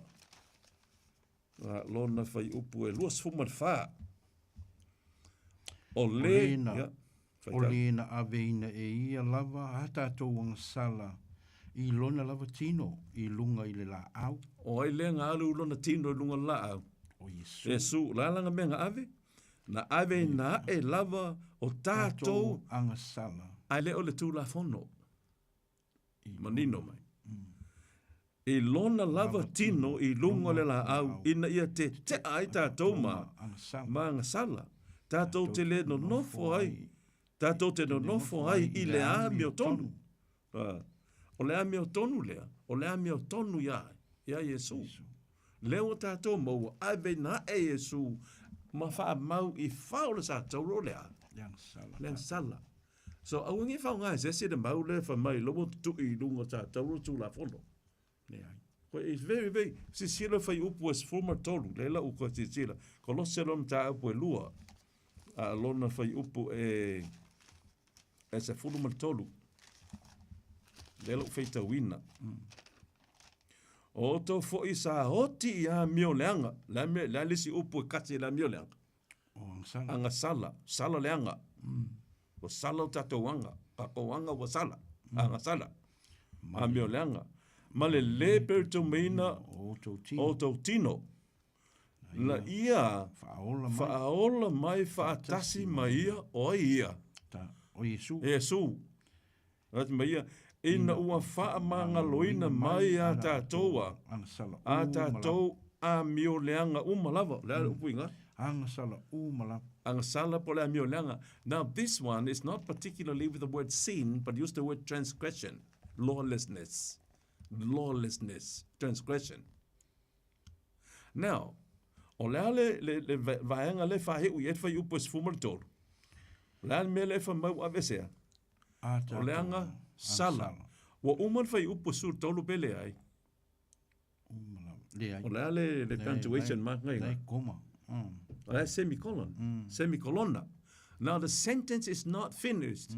It continues in verse 14. O le mena le o leanga sala. Ina ua solo ia le tusi lima lea o leanga sala. See? Leso soan fai upu sur tolu man fai upu sur fa. Ele uman fai upu. Leanga sala lea le ua solo ia. Nothing on law here. Le ua solo ia. Le tusi, leanga sala lea, o la tātou aita lafu, na nofo sa la tātou I tu la fono. Whamta leina yaso nei mo meo. Mo meo. Loli fo ia sa moa, Ako I whane loa. Wai, o sa wha ingai loa la whanga, E moka mai whane loa, fo e kula wala. E laku la le loli a mahu, po le loli a liki, laku maoloa kura ia. Ia, e wakula. Ia onga, e ka lafu le oloa whale oloa. Ai avela mar whaspepa le ka ule invoice. Po le bill of debt. Na o le creek la le upulanga, o le kaya crafin. Me konga le tu sidima la le ka ua I. O le e ka lafu le haonga. O kongi. Umang whakau le oloa, onga saule lo diskemi ko kongi le ka lafu nga. Ai koe whaile ka lafu. You see? A ina Yesu, ko se lima le ka koe ka lafu, wa me wa folded wa tapo. Wa yaso ia, sa le stamping ia mo ai ka lafu. Ai ko se le pepa. A longa wa cancel. The fold le fa pe. Sio no la ia. So they doubled the sins. That means wa fa mangalo le sala. They double their owing, la ko ai ka lafu, la ko debt. O le debt la le o fa mangalo lunga sa tauro o lea. O le sala e makua mangingo lava le upu le fuskolo paulo a. Ia o kako kaimi. Salamu lum ka upu e kolos fuma le valu. Ta o kako mka upu. Salamu lum ta upu e tolos fuma le fitu. Salamu tolos fuma le fitu. Ia lon fai upu e tolos fuma tasi. Tos fulu ma le tos fulu ma le tasi. O le ngutu o le tangata mi o tonu e tautala lea i le poto. Tautala ma i lea? I le poto. Poto, ia, whauau. E tautala fo i lona laulau whaiva i le whaamasinonga. Whaamasinonga. O la le ngai ngā whaamasinonga. La whaavai whaamasinonga. Tō la O fono. tula fono. E nai lo ele poto le ngutu lea. O le tangata. Whauau, whaipo tō tasi. O lo i lona loto le tū la fono a lona atua. Se sila lo whaamanino ma le pito i lalo le upo tō la fono. Le whaavai ai lea. Whaamasinonga. E tautala le tangata ma le poto. E le ma peva fo ilona. Ona vai. E le ma peva le vai. E ma peva le vai patato mana e se tu la fon. A le tua. Kiri se anoi. A ur fa seina te ato manatu na. E ma peva le tato vai. O tu sia salamo. O pese. O pese na o ma temi nei. Fa atele na si e Yesu ma tu se salamo. Ma apostolo Paulo. Tu se salamo. E lenga tu salam, tu si Isaia, ma isi tu se whengenga tuai. Lai te whaongaina. The application is now renewed in the heart. In the heart. I ko kongo le loto o tangata. A whaula, le loko ka ngaka ua. O le anga. Mga ko ngaka whakula ngai ma whau. Ka ko kai meila le pose e peru ka ko se whengenga fau. Peru lon ta upue. E valu. Peru ta upue valu. O le tusi lea. Na tu se Paulo mo tangata e pelu leo ua kerisiano. Ongo le mafu anga lo osi peo la tau taulanga. Mo taunu ya Yesu, ala e osi lava la tau taulanga ya. I ma moe e pelu lon ta upo e valu lon fai upo se fulu. Ya. Fai tauina. Ya nga. A ole whengainga le nei o te whaia ma le aingo Israelu pe a mawaya tui aso. O lo whetalai mai eile li, o te tuina atua o tu la fono i o lātou mawhau, ma o tu sia i o lātou loto. E whaifo i au mō lātou atua. E whaifo i lātou mō unu. Lale tu se whengenga tuai len tātou whaitauina whapea umau. Jeremia tosu tasi. Here the Apostle Paul was quoting from Jeremiah. Jeremiah 31. And verse 33. Lele quote mai I. La te mina tu se e pelu. Mo ma liu Yesu pen mo tu se e pelu. Mo ma liu Yesu? Mo mawa. Pe am le todos fruta usanga le va te mina ma liu Yesu ma lon toia fio ele langi. Ma liu lon toi tu mai, man fasu no aso fio ele langi. Todos fruta usanga le va. Ko kusi e pelu. A se angale kusi e Paulo il kusi le ule a ngantu la fono. Pea fai o wha lea ngaina. E lema fai ke te ngai Paulo yana o onga. O a lava e leke kai uman ngei mga upurpo ngei. Wha ngai nga kusi a katia, kusi e feso. O le mele se ser ka ko wha liunga. Ka ko kaut mai lava ngai fai upo e lewa ele sio manga le mafu anga a koa. Me ka le contexto. O le hermeneutics there, po le principle le ka le contexto. Ko vai le synthetics, vai mengi i la kiki. O le lai fai mai ia Paulo i le kusida o e pelu. O kusida e pelu, le ngaka moka ka e pelu, a moka kou o e pelu fa le nganga. Ka kou fai sudi fa kasi. Ma apale amo. Sudi ale atua. Onga o le fa tua. Sudi fa kasi ma apale amo. O le lai fai mai loka ilea, o le whainga ingale nei, o whaia male a inga isa la e lupea ma mai atu ia so, o lo whetalai mai le li. Lār ke mi le kau kala ia Paulo, ke mi le ma liwai, o Yesu, o mai le ia, o o tu ina atu lau tu la fono i lato, mafau, ma tusi whea, lato loto, ina o ma liu Yesu, o tau nuu le whainga inga, the reality of the covenant. Now, Jesus is the real reality of all those over the lambs of the Old Testament. Kuna fongo ceremonial laws. Lele fa mai, okay, kula fongo, lato mafafau, tu sia to tono lato loto, wa fai lato maonga tua, So o la kou lai, iai le kuna fongo, a le atua i to tono na tō loto. O ia, o le atua o na atua, o tātou o na whanau. A ka kou whamea ve ese kuna fongo, then we are the children of the devil. The children of darkness. E le fina ngalo le kua ve ese na kuna fongo. Papa maa nguki, ar kuna fongo e kusi le loto da, o le tangata. Ar kuna fongo u wha ngala inga vai asonga kea, e summarize pe ta whai wakasi le upulea. O le lofa, wha mai no leo Yesu. Ioanem ta pasufa, e pasuma lima. A whai, tau te alo lofa mai a te au i o taua. Tausia poloinga. E lasa connection between the love and the commandment. A lofa mai poloinga. A lofa ia Yesu, tausi ha u poloinga. If you love me, keep my commandment, particularly the 10 commandments. So there is a connection, it can never be separated. There are two distinct things. The love of God and His law. But they can never be separated. Because the law is the character of God. Written on tables of stone is a transcript of God's character. Now, God has transcribed it in the tables of our hearts. Kofuaka koma whakunga whaia re tua. Papa maainga mai lunga kasia, ngale rua papa maanga mai. A whakurkanga ki kofuaka kamalanga.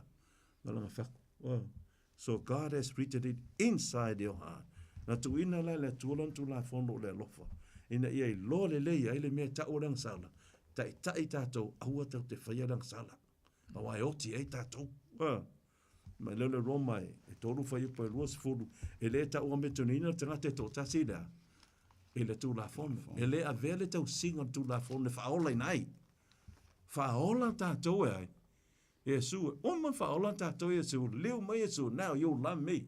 Because I saved you. Keep my commandments. Keep my commandments. So the commandments is the result of salvation. Not the fruit. Not the root of salvation. Keeping commandment. Commandment keeping is not the root of salvation. It is the fruit. O le fuanga o tangata whaolainga. Ai lewa peo whaolainga ngai haru le whai me leanga uma o polo inga le akua. Le ke polo inga le akua. E ho o sa paki le akua is one of the 10 commandments. Ai lewa pe e iwa i polo inga. Sa paki me ave ya yukaya. Why did God put the Jews commandment inside the 10 commandments of His character? All of the 10 is God's character. Right. Yeah. The Sabbath is a time of relationship. It's a time commandment. It's a relationship time. It's a full day relationship with God. Mafu anga akama eva longa for akama eva nan me mo muanga fai. The relationship with God using a full day, the 7th day of the week. Where they choose? No. So the Sabbath was not given for the Jews only. It was given for everyone. Why the Jews here? Because the Jews was a peculiar people of God to bring the good news of God for all other nations. And all is a maneko. Le lo mai ka ko o le wala aula le ko mai ka ko. Fa mai le Roma is fuma tolo no fa ipo vale. A wa ai se lo fa atu I le tasi. Wa ato ato ona tausi e ia lea. Tu la fono. O le lofa la o le ato ato ona tausi lea. Le tu la fono le tusi o Jacopo fa mai o le fa mai a lofa. E le tausi tu la fono o lea. O le pepeno la vai se fe ka kasi ka ko ba nga fa mai ngai lo ka ko so ya ko pom ta mo lo na fa ipo lusulu lua o los formale male lim de sa o ya los malu E te leilo ea na ngā lue whaatasi le whaatua ma na ngā luenga. O ngā luenga fo I wa atua ai le whaatua. Sa tau nu ai fo I le tusi wa whaapea mai. Na whaatua apera amo I le atua. O na tā uai lea ia te ia e whai māmi o tonu. Se venga tēnā. O le si I me e Jacopo I le kenese le e kenese suma lima. O le ke mi mua nga kenese suma lima. Whako aka ua le upu whātua. Se ke mua nga kuspai whako aka ua le upu whātua. A se ke mua whanga kuspai o tau le upua. A mio tonu. Ula me kale a mio tonu. Tonu la. This is law. This is 10 commandments. This is koe whau au whai kaunga ka Jacopo. Ia ko pole lus lua fai lus sa lus kolu. Sa ta ua foi o ia, o le uo o le tua. Ia. Se o mala le fai upo lus malima. E whaapea foi ra awa le whawhine tali tane. E le ita ua mi o tonu i na ea o ia i ngā luenga. Ina ua talia e ia e na au wina atu. Na ia au ese atu ai foi ia te ila ua i le tasi ala. Ia, la fa umara tawa o onga. Tau i maritato teimi. E le fete na i upula fionga le atua. Pa pe mai Paulo e ta ua me to inina na al fa to to e leini ngā luenga. La tala no Paulo ta ua me o tonuina. A leo langa le tangata wa ta ua me o tonuina. Leo langa fa pa ia ina le au mai sione wese le. Le au mai e le tosio Jakopo. Le tai fono la apostolo. Awa o ngā luenga o le fua leo lea. Awa o le tausinga ana o le tangata i tūna fono o le fua leo lana whaatotua. Pa mai loa lea ia de apostolo whai loa mai a te aulo whaatotua. Pe whainga whai loa mai au te whai loa te aua. Ia o ngā luenga. So the works of man the works are the fruit of our salvation. It doesn't earn salvation. E le wha lea o ngā inga la ka kou ngā luenga. E le wha lea o ngā inga wha ka kou tū la fono. O le fruit ngā leo langa ua uma na wha pa ia ina e le atua. Ua uma o na taua me o tonuina le atua. Lea ua hola tātou le ola wha pa ia ina. Wha pei o na pa ia le atua. I le a miwa le atua. Then we are called the partakers of the divine nature. Ua tofusia i tātou I le winga o le tua. Partakers of the divine nature. Ko singa na le apostolo pekelu. Ia ka kou lalo e le nature le ko la le nature le love. O le lofa. O le lofa la le Samoa. Le ngata tatu tala no fa tau tula fono le tua. So se a inga lava. E iai na tula fono e totonu. Ai iai le tua e totonu o tula fono pa pui ai le ainga. E iai le lofa o le tua le ainga. E tupu a tili ai fo i le lofa o le vāo ta mamale tina o le ainga. E tupu e fo i le whalo fani o le whanau. Why? Destroy the law of God. Destroy the love within your family. Keep the law of God, the law of love. Love of God is established in your home. Ko kongu a kako a inga. Tātou talo. Le tolo mātou tamai o le langi. Whaftai tele. Whaftai tele. Whaftai lo alofa. Whaftai e ui lava na whaaleanga e lau nuu ana mua. Lau whianga inga. Ona walato soli lau whianga inga. A lea wa eto e osi whafau. O whafau nga la lea. O le to se papa ma. Mea na e whaapopo ai ono le lato leanga. A lewa e tu sia lave to tono mātou loto. E le mawhai o na mātou ave e se ina. Se iwana ngā, ua mātou li liu ese malaua fio, ai whaasanga e lea li i o pauli uri.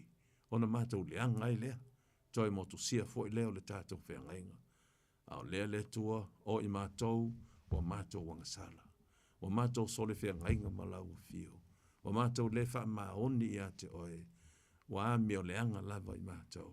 Te mai, mātou de te talo, whawhitairo o nganga pa ia, no suia o mātou loto, mātou te fo i atu, i a Jesu, i aso uma, aso te itasi o mātou o langa. Ina ia e ta lia i mātou, toi whawhau pēr, tu sia pēr, o au lava tu la fono i tono mātou loto. Ina ia o lai le lofa i a te mātou, a lofa i le atua, a lofa i mātou usa o tangata, a wā o le ato toanga lea, o lau lava tu la fono. Whamanuia le tua Samoa, whamanuia i la toi masani o na fia e whaafonga mai le neima ta upu. Whamanuia fo i nisi e faulo la tau whaalongo, tai pēr lau nganga pa ia. I lau lava swafa i e sua mātou te talo atu ai. Amen.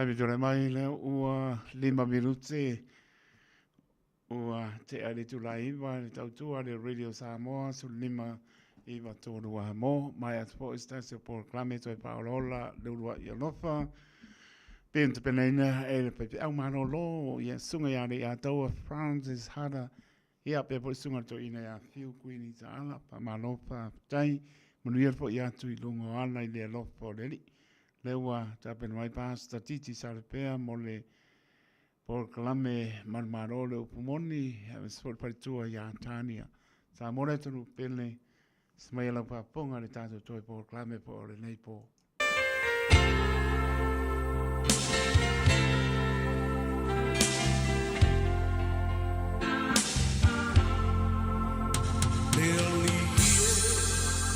ia tachala lau whaalo ia matala whai totoa olo uloto sauni e talia le pai mai o lau upu lawa fionga o te olai o lau upu o le sulu i o uvae le mala mala ma o ilea i o uala e papoto ai patonu ai le soi puanga o lau upu e paia e ai le mana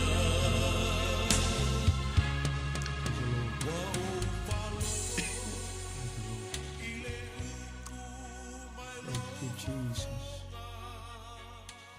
Thank you, Jesus. Thank you, Jesus. Hallelujah. Praise God. Hallelujah. O se ori sanga tama. Hallelujah. O se mitanga le ola i lalo loa lofa tunua tama. Hallelujah. Se ori sanga o se mitanga ma le whamaulalo. Praise Le ola i lalo loa lofa tunua. Ia vi o e whapavau. Praise God. Whawhita ia pēr lau a fio e leo noa. I mea uma o teimi uma. Amen. Ni aso mātou ngō fia lo mātou atua. Hallelujah. Haole ne fo i hafi hafi. Mātou te whawhita ia pēr lau a fio tamā. Praise O no lau whaola tanga anton tō wa umona whatau no ilungo le santau. Amen. That's about. Mātou te fia whawhita ia fo i lau a fio no lau upumoni o lo ola o lo onga lue. Hallelujah. E le fo i fua e whawavau. Ele ngata ile tama mātou te fia whawhita ia leo nolo wanganga pa i o le whesosoan siri wa e foai. Praise God. O leo lo a fio tu tonu o lau whanau. Hallelujah. Ia vi o e leo noa. Mātou te fia whawhita ia fo i lau a fio tama. Because of who you are. Praise God. That's about. Pa ia e mamalu a siri e se matau tia. O le atua ami o tonu. O le alofa malofa muti vale. Amen. Te ringe se lo to sao lo alofa o lo mumole. Hallelujah. Whafta ia le foi fua lau pune fiafi. Tama, Father. Matia le whatau wa au mātou tangata. Molo malo molo viinga e le foi fua. Hallelujah. Malo pui e au alofa. O tangata i so se me o iei whawhitai te le tama. Hallelujah. Praise God. Ala i lo walo belo i Yesu te talo le whawhitai. Hallelujah. Amene mamene. Amen. Praise God. Hallelujah. Thank you, Lord. Thank you, Jesus. Ia vi ele li le nei fo i tula o le fiafi. Ia ele i aluloa tatou po kalame ia whapena ona o whalofa ma whasalofa atu tatou po kalame le nei fiafi. Manu malo le upumoni. Isi o tatou atunu pele o Samoa. Iso se Samoa lava. Fia lava lo e maua ma ele nei po kalame ia whasalofa atu. Ngatai lea ia o sinsino Samoa. Sa mama tina matua se ia o lava ia lo mwhana witi. Fatalo fatu foi tato viewers i lunga Facebook, whapele YouTube, yo fia fo yo au tuaile au nangale ni ala leo ia fatalo fatu foi so se tasi lo whapena ona whamanu e ina loto no fo tapua ai foi wale nei por kalami whanga ina lau Praise the Lord. Praise the Lord. Fatalo fatu fo lau au na ia taito matunga lua foi nei a fiafi whamanu tele le tuelo sunga male ainga malo lavale Masai malole folau viele li ia fatalo fatu foi la uso ne fiafi tono lo o tapai mai ia Samoa New Zealand nei fa pe Australia ia le ngata ile ia le au pa ia lau tele o ilo fa manuina loto fatalo fatu ia ela se fatalo fale ne fiafi ia le sunga foi fai pukalame ia sunga la ona fatau va o titi salipia le avia ma fe au le ne fiafi me la fionga pa ia le atua ia ena tia la valo tangata fatau va tatono le fa malo si le ngang pa ia so se tsai mi fa ngaina la o ila sunga wale o fofola le atua ia wala val malo si fa le nganga tau ala ngaile upu ma le fionga pa ia le atua nga mo Samoa nga foi mo taua ia ina ni nganga mo le atua malo fa mani tele le atua la sunga me se por kalame ia mai se for fa fonga anga Samoa le ne a fiafi le swafa fa pepele o Yesu Keriso. Praise God. Praise the Lord. Praise the Lord. Hallelujah. Ia ngatia pele fatau wa o le tangata. Se vi inga o le tua ia fateleina. I le fatau wa o le tangata. Ia le li. Praise the Lord. E ia foi na tanto mauti noa en tu sai malana upu e leo nge vi inga le tua. Hai whaftai wa ia te tala siawa noa. Amen. E mawhai e ona vi ia lo na suafa. I se whamtalanga. I se savali au se tū. I au se olanga au se au nanga e so stangata soifua. Ia wala ngona, ma wha maulalo, ma talia le alofa tu noa le tuela ia Yesu malona maliu. Praise the Lord. It's an honor. Yeah, malo. Ia leli, my dear. Hallelujah. Ia nawa mo ie whatalofa ma whawhiloa i su tātou watunu uiona vaenga isi ese. Ia walava mantutoile na. Walava alpa ia o le tua tātou te mafuta ai ma whawhisanga iai. Ia o avea o tā ola whatau vai, avea mawe whiau. Amen. Tala inga o le upu o le tua, o le upu o le alofa tu noa. Upu o le manu malo, upu o le saolotonga. O le upu moni a le tua i so se kuri mangu, i so se vaenga. Ia, e manatu e anga iei se whamtalanga pe whisiringia, lona tūlanga pe te tau pe le te tau. O le upuna lafo e paulo lau tue tomua le nea fiafi. Bailana whamalo si lona tali i whale anganga o Timoteo ina ia avea o ia o se tangata e fia iai le tua. E le ngata o se whainga luenga e le se me mai. E na te vai tonu ina le upaleri. Ia e le ngau ka ua si ia le mau, e si e kangaka uma. E si e polkala me uma, si e vai fea uma whala vai roku. Ia e langona lava le loto e whamaulalo ona o le whamaoni o le tua. Ia le li, e le whesoasoani mai mato e tala lo na tāua ma le whatu o le nā whamtalanga. Ang tala no le mei ngō le vai tonu ina Samoa o Yesu versus so se awa unanga, so se awa onga o le tusipa ia e misi lava. Ia wa onga mapolo inga matula fono ai lei whatau nuu le lofa tu no le tua ilungo le Santaulo. O lo walu ngengefo ila le mea. O lo walu tau waso ai le tau tele. E tupu ila le lofa. Ia ai mamoli ai le lofa le feau. Folo ka le upo le tua. ia e malia lo loto Samoa makele i o mai e whaafia ia o matangata, ia poni tangata fo i o whaafafonga. We simply here e a o ina le upumoni le fisosoani o le nganga pa i o le tua o le whaia o ngasili le mo tangata soi fōuma. E po aila le kangaka, po le alo kalangwa mai o le ase mawalunga wo o yeilo soi fua, o le makua, o le alava. Ia whaafetai o le nganga pa ia o le whauunga le tātou te manomia o le whaia o ngā whole nai manomia sa mo uma. E misi loa ia o ngā mai maulo leo le kaimi. E alu fua lo le mea ia ma whaia ngai pese le kenesi o le whaalinga. Ai ua avea ma ia o le avea lo mwhamunianga ia o le avea ma mea ia fia i ma le manuia ia ma pese i ua tau le atoa ai mapa ia ai le taulanga, kasi al kaulanga. Wa umang whakamu, le la lua afe tausanga talu na whataunu. E le ai ama se poloa inga ma sesia mea koe whapipi ai. Samoa le atunu pele. Pei am taualanga, tolu fitu tasi lima iwa tolu. Le numero ma whaina e wala au mai ai, pea e mana o mia se fesoasoani al pol kalame. I so se vaenga le tuspa ia te fia malamlama iona tūlanga i awa onga. E mai se, pe te tau, pe le te tau. E mawhaina toe whaupopope, e mawhaina toe wha talanoa tu sesi fom talanga whapea. Amene. Le tusi pa ia a tōpol fina ngalo le tua. E pio mei e rua o le ama whai e ale makalaka koe a vema me tau salaina i tantou.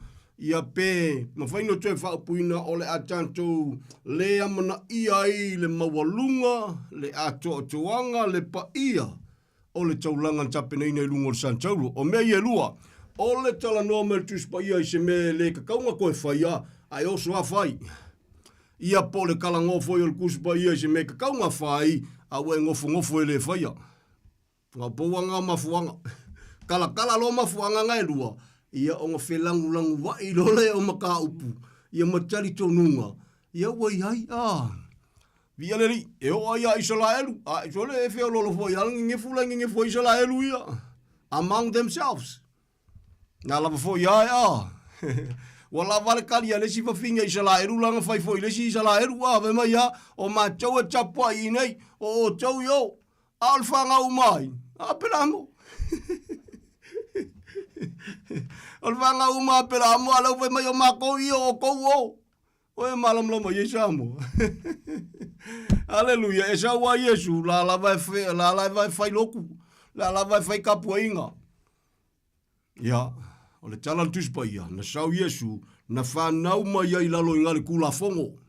Nga ola ia inga. Perikome le poe valu. Amen, aleluia. Whemaia, na ola mai lalo tu la fono, se i o le teimi na te whatauina mai ele tanganta, o lo o safa mapolonga i lalo o le tu la fono. E na o ala le teimi na tupoina le tama. Fulfio lungo le Santauro. Le ko iai se malo si anga o le kula fongo, e ka usala inga i se tanganta. Kako ke fiwa su e mawal kuspa ia. There's a lot, a si ele mawale, o le tūla fono e pa ia, of course. Kumu alkus pa ia kua whenanga tuaile, pa ia o le kula fongo, Hallelujah, pa ia o le sapaki pa ia o le le kaua o se furuai, of course. Ia o le menga whenga kaiaka kua alkus pa ia, Ia ele mawhai a sole. Ele mawhai a, ele whapipi ia mena lua. Tala tuspa ia ele a iale alofa tūnoa le tūla fono. So as le tūla fono i le alofa tūnoa. E mawhai wha mai paulo sa o whapei ina ia mawhai ona pupula i makos ka ngakale ka waso le kula fongo. Ina ia pupula o mancha o Yesu le tali. Let me say this again. Na lafo le upulea i le polkalame umawai atu. Le lau tue pa iai. O malama Samoa. O malama tanto bie fie tau si tūla fono. O e malama me ngalenga mai kula fongo. The main reason nga lenga mai kula fongo, which is ka ke wha maulalo se tu lau ka ke alofa kua Samoa. Amene, ke loa whaisi hevi o ngisio upu ke kaukala i sesi inisio taimi. Ia ai te leso na tautala o le fesoasoani o le nganga o le tua e whaavailanga upu e laingo o kaukala e tautala foi ma le loto e whamaulalo e tautala ma le mautinoa. Via leli, o lo o soifua le au le upu. Sa mo le tunu pelo e mamla mai. Ia me sa tatou ia fia tausi kula fongo ma. E mai fia kausi sa paki. O e malamlama le mafuanga. The main reason. Ia lau koe pa iai. Le mafuanga tona laina fo tu la fono e pa ia tu la fono of course ai le tau amitonu ina sesi o le tu la fono na fo ai na fo ina le tua e a o ingai le loko fa maululunga o kangaka isala elu la koe laku o le tu la fono na mai a fapitoa e a o ingai le loko fa maululunga o kangaka isala elu so swani a joy ai maisha tatou ia fia tausi tu la fono ma fia tausi sapati. Via leli, sosoani a joy, ma walunga tele. Aleluia, o le Samoa fo ile tala no antu, o le isala elu len kau kingo, ua o mesa o ngā ua la pisi me uma e sau o le a, peri chom me le poe valu, wa kalango ia pela amo, o le kamalo lau fatio tua. Aleluia, o le aingo Israelu, o le tu aingo Peniamina, e Peru sa e Peru. I la le tu la fono o le farisai o le kamalo so le. A kalango lo le farisai o kalango e malama o kangaka e kausi kula fongo i uianga le makakau le tua o kangaka e fia kausi kula fongo. Fe mai la pisi me uma ona o le mawalunga marsiti ese o Yesu e mamlama ngai mea. Amen. So soani a joe, mun mawa tuspaia a fai o le oti le unga o le tangatan solia tu la fono. Na vatu ya mose. Mori mawina to lua pol to tolu. Fai maile man fam talanga tuspaia e sidi atu le mamafa. O le sala e tau salaina le tangata ua soli le alo le tua. Tau le pa iaina le toto na malingi upu fai le nganga o le alofa tu noa. E fai aku asi mamafa o si merenga. Via leli, anga leile tua ia toa nau te tala le kako lainga e a fai fo ia o le tangata ke fia ke whaalongo ia. Ma lo le tapoi mai, whaafetai fo i le whaavanolo taimi, e maise o lo loto, e te mafuta mai whaafafonga mai ai. So se vahenga le kuspa i ke whaafafonga ai, e se me ke fia malam la matidi ai, meo lo tala no antu ai, via leli. E se upuna ula fo se temi ma vai, lesa i se pol kalame leo na vai atu, lesa i fu se whaafasidia se tasi na vala au mai, yes of course, na ula fo le upule na, o le tele i o whaifi au laku ke lea mga ia, le maliu o Yesu Geriso. Ao nga koe o makala kala nga mea i sesi whamtalanga tulou o le kele i o whaifi au le whaolainga. Le soi fua lunga le whangai lele. You know what's whaisi onga. It's sad to say. Ka whapea ka ika. I loka whaikaua kuspa ia o le pese i o le mission nea sa kangi. Whamele tuspa ia melupa ia suna whai ngoi Yesu o satani o le ngoi. E le sauna o na ngoi e sau ngoi whasi ma whaumatia. Ia sola ka ke lei malama. Fa pela ka pau lunga nga sa kanga a veka nga ka sioli soli. E tu lo ina wa o mai lo pole tu nga lua le nga pa iole li. Sole nga fa ia si la ngona le fama lalo ma le lofa Le winga fam talanga. Ha so le nga sa kanga veka nga ka sioli. Ke le yo kanga ka ko ves kanga ka sioli. Simply o nga ilo na o se ina mal fa filongia tu spaia. Mari ke nese e o ile whaalinga. Samoa le tunu pele. Te talo ma le loto e whaamaulalo. O le a fiafili nei taltono tau wā mafa la giki a le levo whaifi aum kai. Ia, e le whapeanga whapeo kai mang whaifi aunga whakafa ile kuspa ia kākou. Ia, o ai kākou e whakafa ile kuspa ia. We are nothing without the Lord. Amen. E moni e lava ia o na tūlanga pui e tūlanga ia ai o le wheau. O lo kimer wheau. Ia, o le kangakai e nau i le tua ma fia ola mo le tua tu sa malana upu. Na o le wha mawala loa ia o le kangakai whai fika ma o le a lava ko inga fika racial ko inga ia le a whaina. Praise the Lord. E le ngur pol kalame le lofa tu no sitsi o le tua. Praise the Lord. Na tala li mai tia kako wa ia ngafa mo sa mo ngi ka wa ni ia so soli. Hallelujah. No, it's sad to say. Sorry. Whapea kai ka. Mang ko fui lali.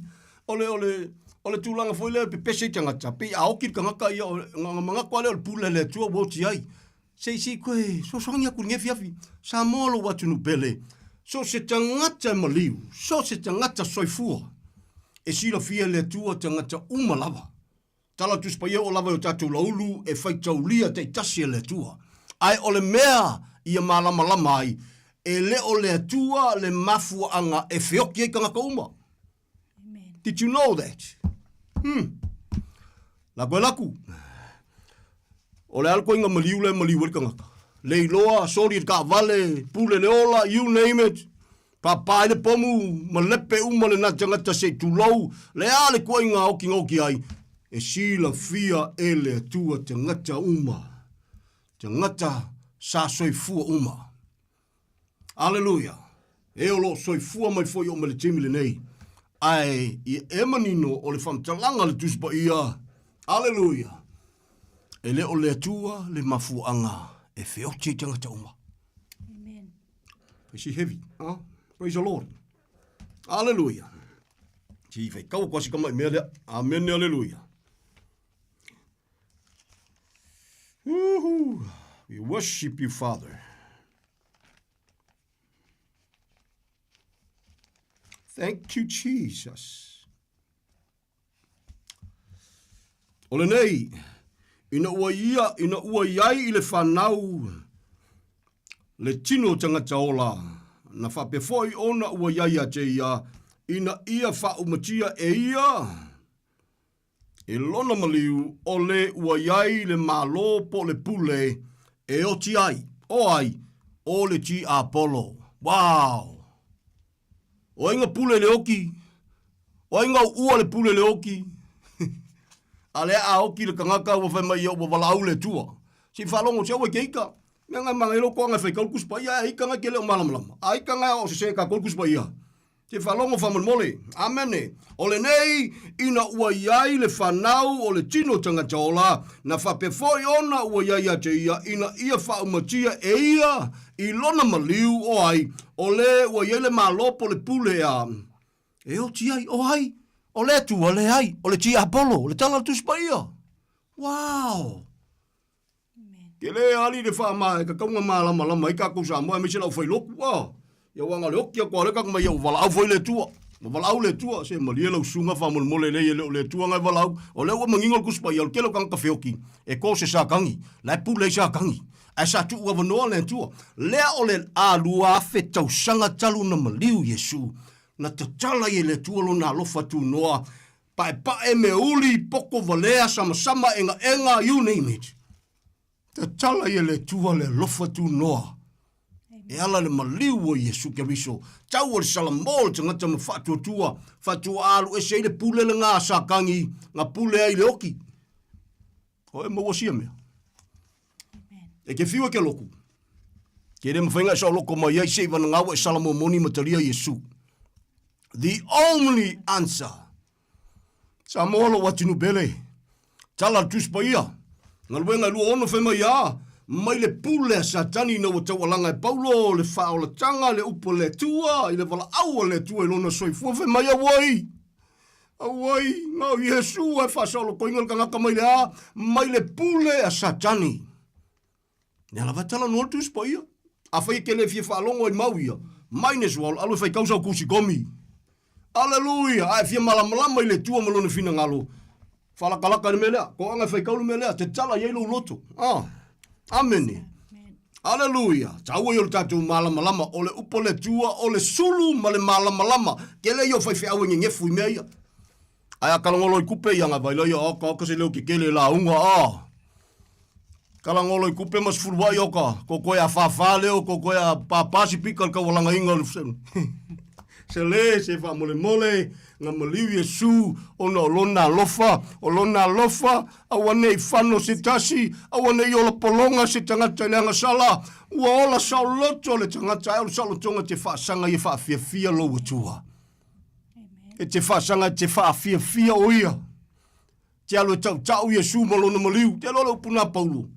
O ka malo o poko o ka malo soli akala ngoi longo soi fu fa fenga nga kwai le sila kukusa akala ngo o la apostolo mo ngwese le sila kukusa ave mai ya soli nga Yesu wa wo sawe e mo mori Kile koe lakua ma sisi ame se poko awa winga, a ua fo i merka malofe mai a woi ele ai. Ua nao Yesu na whasa tauloina le fatu le whiau. Le kusi pa ia ke lea le ke ua Samoa. Nea, ne ke ua. O le whakula le kusi pa ia koa. Ua nao Yesu na whasa tauloina.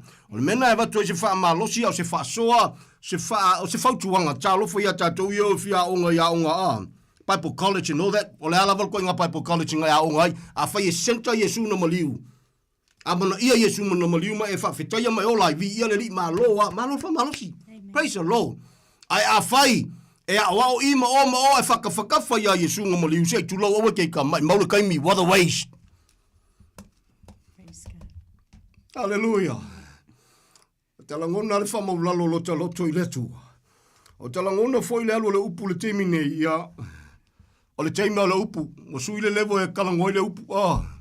Hallelujah. Le upu Yesu. Hallelujah. O a.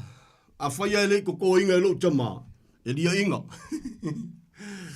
Hallelujah. Whaia ku Yesu e whasau sa. O a kur whale kongo i sala elu. Le au whasai ona kusi upu e whai lau so. Sori. Kei loa li Yesu la le fia fia la wari ila lau kalanga whai. A whemele po Yesu. O hai. Ia whai aku iai. O la au uma e le totoina e lo tama e lia ina. But she heavy. Praise the Lord, praise the Lord, praise the Lord. Ai awane ngalo ole upu lea e heavy. Ai ole upu ai le imaliu Yesu geriso.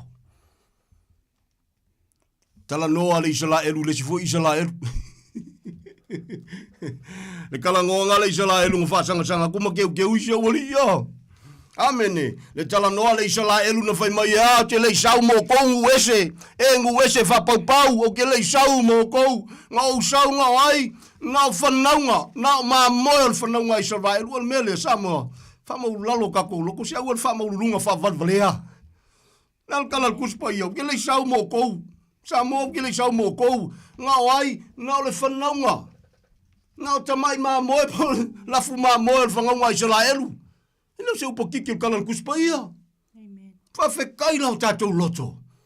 Ne ala wantau tino Yesu a ola masoi fua leo langa le nei. So le misi ako kako. A te lole mena tupu i rungo santaulu. Wow! Wow! Hallelujah! So e whale leia i e le tua. E le ngata i le nuu o Israelu. E uia wa sala e sea. Ona o le polkalame le tua wo o mai a Samoa le winga tala. La lava ile fa pe o sala isia. Nga lea manga ia ile le tua so se Israelu. E ye kanga ka Israelu sala mo monim talia Yesu. But most of them ona o le upa le tua e le o so la tau teimi le nei. O le teimi le nei o le teimi o Samoa. E leo Samoa fia Israelu o le keimi o Samoa ke kua oel kanga ka ngu ese fa pau whanaunga to sa a walo whangia o nana maliwa Yesu se fa molmole fai fia o ke fia Israelu. Mal fa le kongo o le mea.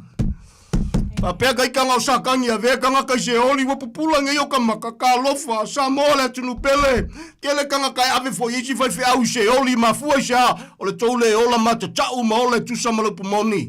Tau te leo amana ia le maliwa Yesu Keriso.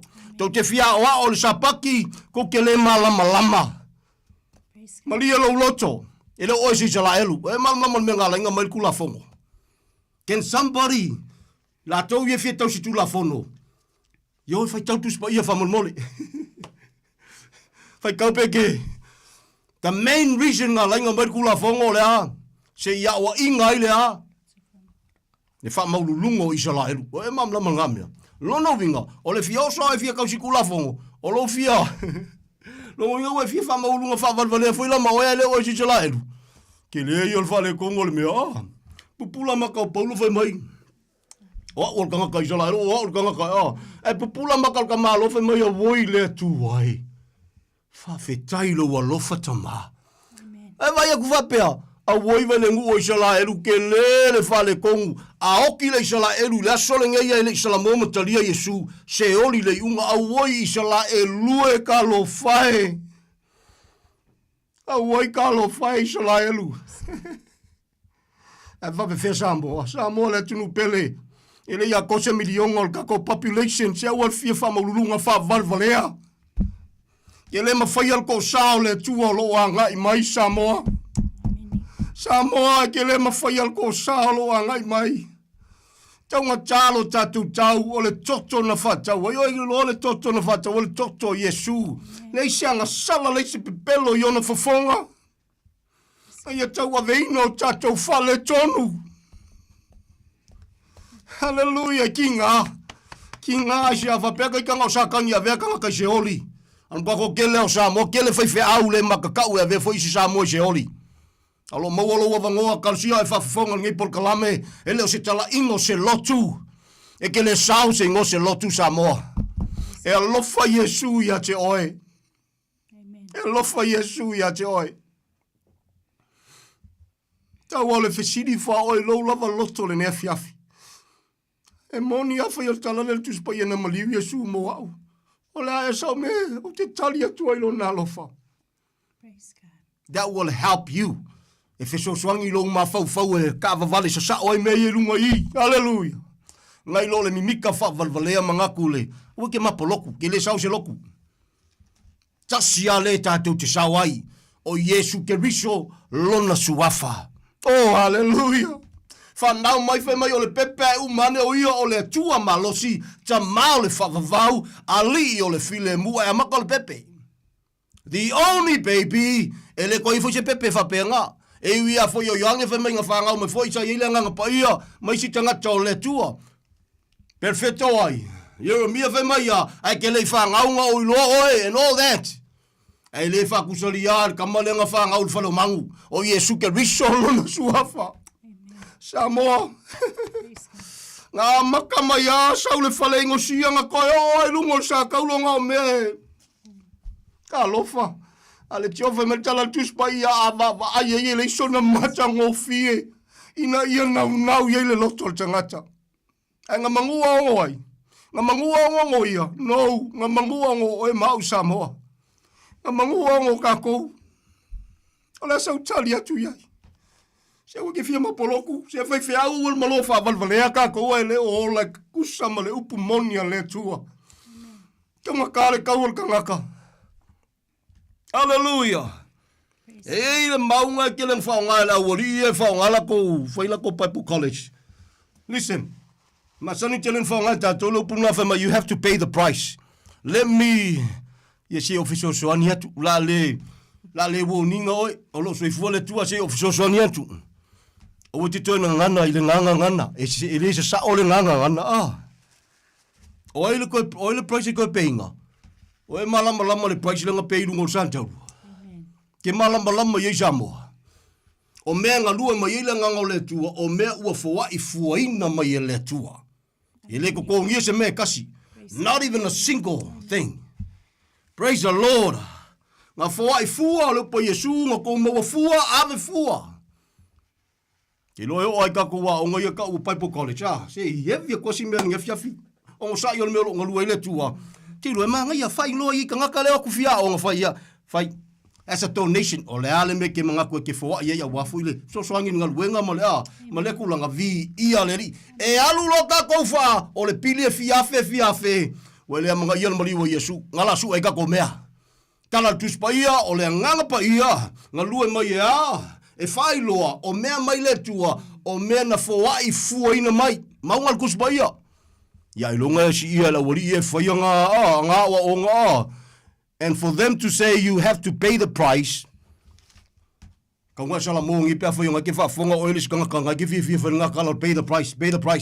Awa wina tato wola ngā lulue. Ola fina finau. O le kerisiano e moni le lofo le tu. E kele se kerisiano eva lau kerisiano sole. Si leo se leo se kanga ka fa la inga ola le makau mo ola relax no e ke ola ngalu e ke ola finga hau e ke ola ngalu e tu samale malosi fo ina e totala tu samale upu ale tua amen oi ka ku la fo nga upu you have to pay the price o e malama ka ka kanga au se ka waso fo se ka waso ali ang le tua ya te ole ne fiafi au na male fa ma walalo i lumo le tua ia le li. E lofa Yesu ia te oe uso. Tua whawhine ta māti nā. Uso a wauna. Kau kāu kako kau. Kong kau kau. A whai e kele ila ngonga inga kau ka sole. Ia o le tatalo fisoso ni le nganga le tua ngalue atu ngalue ifo ngalue ane. A whai o la ele la ngona. Ta alofa in tangata o nai alu se sema polonga ila lo lau kai inga. O le tatalo in Jesus name. Whapupula ina mata o nisio ila tau ina ila tau malam. Stand up and move on. E ke le malaya i se whaiwhi au e le o la makau malea mga ia maliwa Yesu. Let me say that again. E ke le malaya i se whaiwhi au se kai se ke fia apostolo e le o la matatau malea mga ia le maliu o Yesu Keriso. Hallelujah.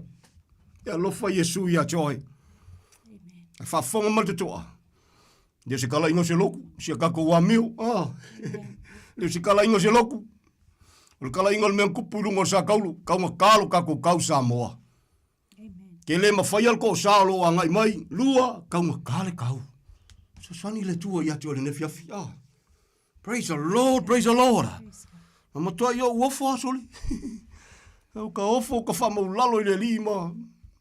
Ta maa se maa losi te toe.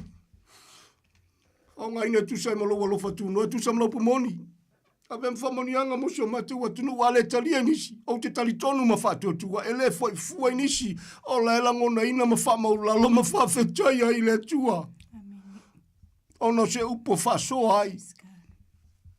Fa fetai foi le nofta talo i so se Samoa o mana tua o no le upo lo e fa fonga ma manui e lo loto. Ne se kala ingo se loku. O kele yo Samoa ma ko kele fa ngai. Tele la tolo mfaina vala au mai ma fa leo le nganga fa fetai ma lo foi te talo mai e lo se vingo sesi o le tatou ngaluenga fai fatasi o le tala inga o le men tupu lungo sa tau o Yesu Keriso lo na suafa e lo se tala inga o se me o se ekalesia pai mala fai le kasu e mea le sia wali e Aleluia al popoko ia o ngin fika ngisi voi le pe ia sau sua ila ko mea man hurts manuia le tua ia te ole nefiafi Aleluia ia le li Hello for Yesu ya joy. Hello for Yesu ya joy. Hallelujah. Le ai se mea. Ke fai kaule ke nese o le whalinga. Nothing at all. E whaasalainga oe. E me sea wa onga o le whenga tuai. So sea wa onga, so se polo inga. E whaasalaina oe ina ue salamomoni ma whaatua tua. Ya Yesu Keriso. Nothing. Ya la tau ye fie tau si kula fongo mo fie kau si sapaki mo fie kau si furuai. Nothing. O nao Yesu wale tali. Te waku sisi kamai mele masangi ai whaafonga nisio kamile lau koe pa ia. Alanga e feo loloa e mawhai anga koutir kangakal kuspa ia. Ai se sele whaku se sele nganganga ki koutinga. Ia eo ai asa kangi soli. Nga leo punga whai e sa kangi a Yesu. Punga ilalo. Punga i lalo ua kuskusia ya, ua tusia, e sapasapaya o e angel ua vai e alaisi de mawar kuspai. Makau kia Koe, e fio aku Yesu e whamalolonga isi kangakawe mai. Anga oe se alo le tua ya, e ke saua, kausi sapaki. Kasi i mawar kuspai ia. Malo lato le malamalama, oe kasi e ole si kangakawe ole upu. E ole kula fongo e ume o ia e ole ola lai olai. Amini. Ke ron me nganga kangi a Yesu nisi o kaimi whai mai Yerusalem mai maupeanga kou iloa. Ale waku lau Samoa fia kausi sa paki malau fia. Te le se wa fia se lai ruma le whali kongo le mea. Nganga kangi Yesu ma whai mai a Yerusalem mai maupeanga kou iloa. O ai, lea. Le Yesu lea. Le Mesia le kou ke whakali ai. A fio mai o ia lona nua e le talia e o tangata i sa ui mai le whale whakauwa. Ia tonu a kongwhai ka kele kio o ngō le lako ke whakarikari lo lako Mesia. Ma lo la tau leiloa. So le o le whaitotoa. I se la e rumalia o kouloko. O le alofo le tua le ua kafe mai ia Samoa ngu ese. Malia lau kouloko. A whainga ui mai le whale o mangu. O ngā longa alofo ia Samoa. A wanga saungi o ia o le tua. E vai koe makalakala le langi ai fia mo ia so le leisi ava ngō kako. E kau whai ifo ko ele ia. Isala elu uma pia vai kulu la komisia. Ai whawhetai le tua. Whamainga isala elu. Au ava ngō ai mo kako. Au ki whakamala. Au ki whakalele. Se o ki whamaulunga whawalvalea. O Yesu le tali, without Jesus, we are nothing. Praise God. Mo nao ni au na whatau wa o tatou tangata. Samoa le atunu pele. Nei se tali. O na o Yesu le tali. O meia kako ke vavai e koe le fei lafi o le lalolangi. E maofa. Pe ao ke me fulfio le po le tua lo nga lue fa lilo nga luenga satani na ona lilo ai se ia vesea le lo fa lave lave le tino ke riso le kalesi e tonga tale tau o le toto Yesu na fa tawai o le kaimi a vesea mo le lalo langi le nei ka lofa Samoa pe fa yalu si kianga e misi o ele ke fa longo le te fa longo le leo fa tawa o le au na fa tawa talo fa ya te oe e yeisi ya wa onga fo ya wa ina fa pe amisi le sikianga ke alu lalo makal pelu ne se me fa penga ya alu lalo makal pelu e o ale ngal kamai fulua ele ila se ngamua we ngofo ke le alu le loku ska mai kala pai o suya ya malau ka poinga sia bialeri ya la fa fela nga alu lalo makal pelu suli bialeri e lo foi Yesu ya te oi. Tore kako ke le palafua le tuangia kako upu. Amen. Ako ke le palafua. Praise the Lord. E mana tua le si ali inga ia. Ia le li. Te mai ia, ma kwa ki ngā le loko ka ngaka sori. Kalal kuspa ia le lau kalango kwai. Ngā kalal kuspa ia. E kimu ki kalango kwai ini tala o metu tupu. True story, o mena taui mai ai, mo kai maofa ale loko le koe whapupula koe le tua so le whawhikaita ma ale melo tano toi o mole leise me lilo si le whanga le tua a koe isa wali inga e ami le si foi ali kanga kai se la elu foi ma sau e kai ka ko au o oe al kanga kai langa ai sau lo foi mangu malo le kau ka ko le singia ya ola al kanga kalingi fa mai kuspa ia soli ola kamale o le vang kukuri ana ngu le vang le manga ia kanga ka ai nga ko kupu nga I vesinga ia ma o so fai ngi ngu o lo ami kanga ko kanga ka la ko ke sila fia le kanga ka ya o lo ia le al melang kupu e alu lo kamale o ma kanga ka ia ala vai le o ke ale ki nga lo nga lo ko la wori ia ma la ko me nga fainga le manga ia o ia ma pise o kuli se ma ngu o faile la ko kala ya okay de la ko alu me langa ku ole nga kala I kanga ko lengu a o fai masanga pio sanga ka o fonga foile ile tua a o foi mai o malo le kawa o le kanga ka mo mai fa folo fale o ke o sia ko ka ulanga ai fa longo le me o ile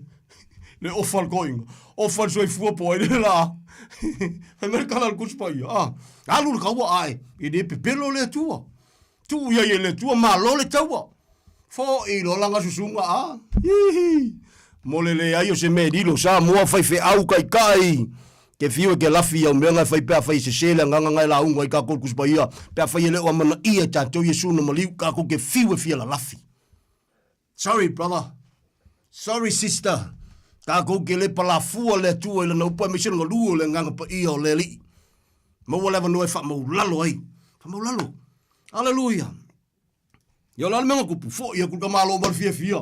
Ole fia o malo le kaua. Male fia fa kali po ai o ka ka yo la wali ia la inga male ngu le nga. O ka ngaka molu mai fa fo ia. Yuhu la o mau ai. A o ke ile a. E o ko vai ku a e ko kasia le fa fingi. A vai ku kofu mo mai ai fa fo le fa fingi. Ja lo foi já fafine le malama la fafine le fa komi o shonga kama le mangui o le mele la fiko kongo le loko longo inga ai nganga le nganga la susunga I lo le mele kupu mai au oi fai kau fia kanga sala ko wanga le anga ya kia ngai ko ki ko kongo le fale le nga anga ke sa oi fafu Samoa le tunu pele Tatou te le palafua le tua se me tatou te whaia. Me whaina ta te tau tanga tuai ma le whamau lalo. Ka ke le songa kaukala se mea. Ka ke kaukala o le upo le tua nga lua le nganga pa I o le li. O te whaatau waa Samoa. O le fu te vai tau mawhai. Ai o le ola le upu. Ma kwai pela I loka loko le upu mongi. Pe a keng Samoa uma o le upu mongi. Ma kwa pela le loko titi. Le upu moni. O te leo whai atu na wau, la ia isi au ne alo lofa fo i le tua. O lo ola le upumoni, a le upumoni e le tō tele. E tō tele a, ia ua alua le a. Alua ia whapenga a le flow, a ia le manguia. Pe i o ngā vai a koe kumu. E kumu e puka mai. Ta lofa. Te ngā tālo tau Samoa. Ma nele tau tino ngā tā vita vema ia, o au o te matau i le tua, ngā o lesi foi kangaka makau ia kia i le tua, e fia ia kia, whapena foi se tau tino ngā Samoa. O te whatau wa au te matau i le tua, o te vai tau mawhai au te alofa i le tua. Ngā o lesi foi Samoa, ma lesi foi whiawe makau i le tua, ngā kia manga ia le kangaka le kalango aku. But it doesn't matter. Neu se kala ingo se loku, o le alofa o le tua, le mawalunga o le maliwa Yesu. Woo! It's an honor. E tō lua ma le whanau le auso foi. Ia maso se Samoa wai, ola foi e tu sama le upumoni e te whawhiawhia Yesu na maliu.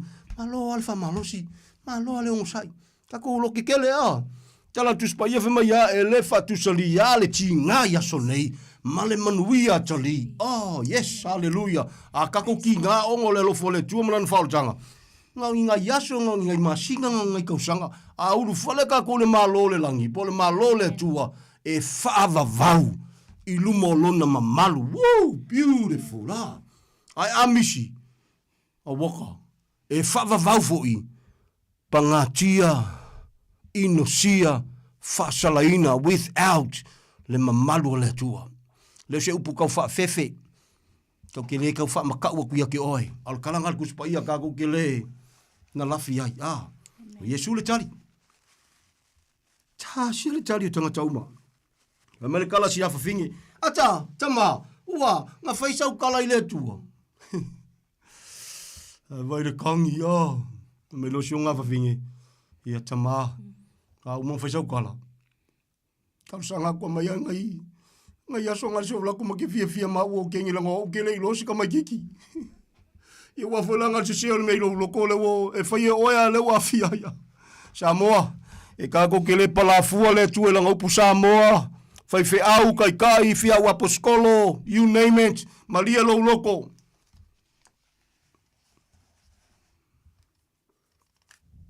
Au fia perfeka ia fai lako. Ele pepelo le tua le makango fia ngal kuspa ia soli. Kako kele ka waso ele poleri, wo mal kako kaimi ia leri, la kapungi la kuspa ia, ma lo long sai. Praise the Lord. Ah. Kako kele palafua le tua nya kako upu. Hallelujah.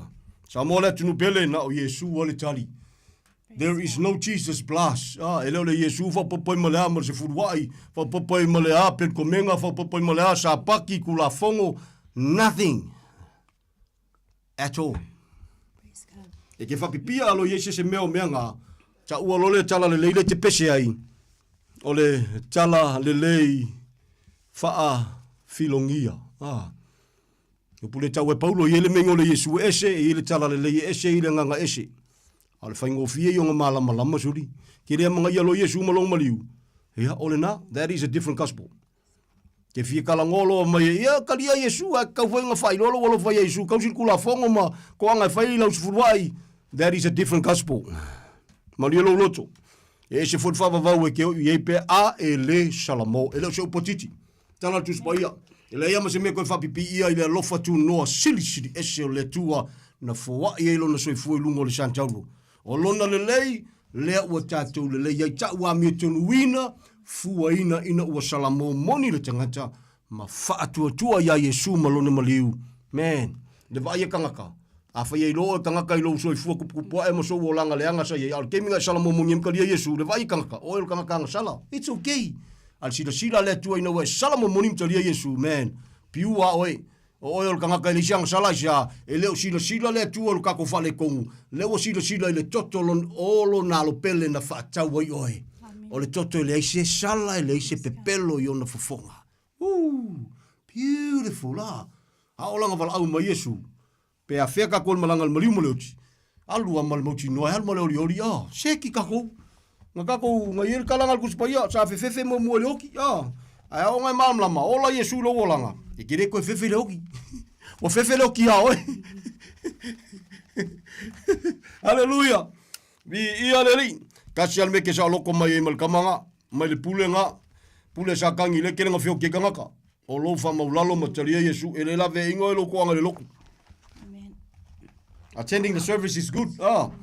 Ko anga le loku mo kulang fa penga nga malo fa malo si lo wingo fa talanga ai a fa kele sala mo mo nyam kalia Yesu awone ngalo e sa wa Yesu la lo loku kanga la fa ka po inga kanga. Amen. Fe lo Yesu mo le si foi fa finga yo le nga Pe lo mo le si foi fa loku yo le nga. Fa ya ku Yesu so le kele vale ko Yesu foi ya le me lu ila ka po inga. Ale te fa nau oto. E sel fa nga le kingo e sel fa nga le nganga. Vi yo le li. Ma ya ongi ma ko ka pa yo ko me le po Yesu fu nai ana e lo le o le ke lu fa fisa nga ai se manu ua e ole mai ma ya nga ma ko fa longo sol mesia Yesu ale ki kana ngoi mai fa pe ila ngai lo si ka mai ya mai nga ya ke o e fia nga ya o e ma le si le ya ke o e ma ya voi fa fe ngai lo ya e fe lo fia ya Era o portus pa ia. Papa ki ia il pake ke lo makua nga wasa o loko la lo makua wa makua woi fe mai ole ku vaile ole vaile al makoko inga o Jakopo. Ole vaile al makoko inga mai ele po Jesus ole se funai. Pe ko ki kapua ingei po ila po fea. O lo sa ilil tama. Ye chapuai. Ile nganga e fa vai ile memoni ele ole fa mauni lu sa mona ye ole me moni le prefer le fe au na o la mfanga fa maongi a sisi me nga fa vai lo fa maongi ta po ile nganga e fa vai ile upu moni o Yesu ye pola na upu fo ye prefer le upu moni anga le tu ya joy e fa ngala wali e fi ka si sa pakile le kusinga le salamo se la suiva e moni fo o lau tu la fono le me moni of course at that time was au Yesu fa men mo tu se yone ta mo mo fa pesufi tu ma ya mose tu la fono wole ko ka ul ku la fono se me mongi ma ya mose tu la fono le lo fa tu no ma le me moni ma ya ye su ke riso ka ku ke le pala fu ku spa ia fa mo mole anga le leile tu ya che oe ya lo fa Yesu ya che ta ka ka ku kau o le toto Yesu o le mele anga mai e lua me ke kele o le sikianga ia male fa salanga lo ki ka ngo ya Samoa Hallelujah. Misilo ka kolsi kianga. Ya chailo, cha lofa ya joy. Hallelujah. Ka ko kele mafaya le ko saulo anga mai. Ai le maliu Yesu nga ye fa sala ingas kanga maliu ina ia lave ina le tangata. O lau filinga. O le tau walanga. O le ungani, o le fa malosi. Samoa le tunu pele. Tau chalo tau. Praise God. Le sanga sala le pelo yon fofonga. Na fua ia lungo sa talu ia tau aveina o tatu fale tonu. Lona fina ngalo ina yola o yola au. Ola tatu umai lalo lo nalo fatu noa. Tu mau alo fatu mai lungo o lana whanau. So se meo ia iona tangata u fatu tua ia te ia maola tu sa malano pumoni. Nga tia tatu fatu waa. Ave tatu mfamonianga musi o tatu watunu. Manua o ta ua le aso nei o le aso nei. Manua o fa pale pele lo fatu noa o le tua. Ele fa vaun fina u le tua. Po le nganga o le tua maltangata. Anga le tua fa malo fa ftai e o nofta talo o no lupu moni. Tia lo tatou fatou waa. Faista talo le nefi afi. Thank you, Father. Thank you, Lord. Thank you, Jesus. Lo matou tua fa fitai atu. Langona lava le langona loto e fa maulalo ma le nganga e fa fitai. O tino le loto tama. O loa lofa tu no lea. Amen. Tafe mai lungo le satau. Ia o mai lava i le sol nei, o mai lava le neipo. O lo fetafe ai le mana o lo toto le na. Amen. Whawhita iatu ele o whaifuala upu moni nea whiawhita maa. E ei Samoa o lo whamo lalo matalia. Ma whawhita iatu ai lawa fio. Father, I just want to say thank you. Whawhita ilo manatu mai so matu atunu pele o Samoa. Iona whainga malo, iona tangata nuu, ie tino matutua o lava ialo ma whanau pele. Ta maa whawhetai. Atou te whatuatua matari tonu o le mele ma whaia tangata. Lei ma se me whaingatai lau a whiu te tala o e whaitua toa tama. Whaitua toa lau upu moni nei a whapenau na wa uina, whamalam na maina. Ta pena ina ai tama. Whaupenga ina ma whawaina i o matu walanga. Molo malo, molo vi inga nyaso to toi. Lo fina ngalo ia whatau nuu ele o le loto le tangata. Ang le leita maa, si o matua atu nuu, nei fwea fiafi so se Samoa na whalongo. Whai e o me siri lo mātua tua. Hoi o lo tāpua ia mantua nei por kalame o no lau pumoni. Whamanuia tu sa mala upu tama.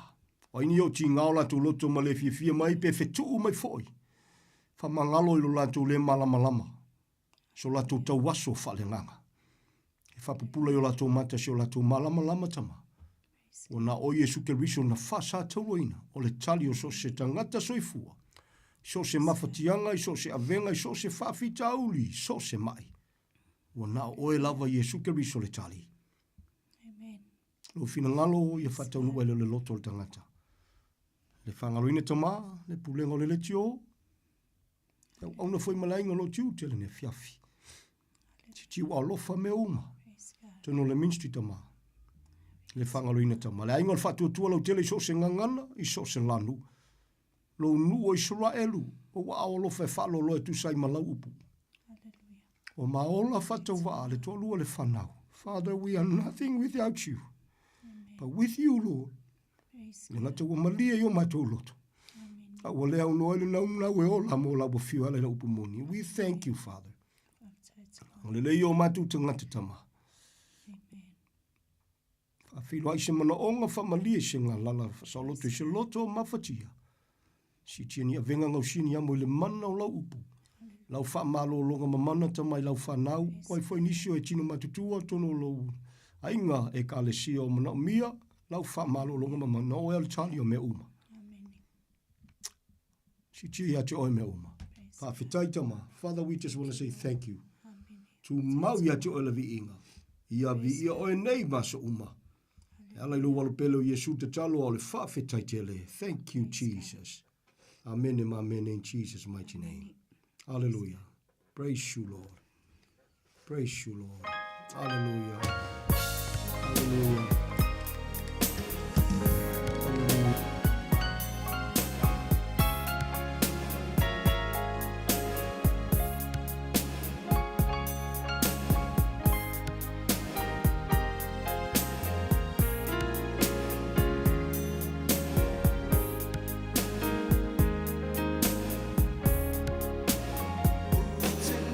Manatu, ile aso uafano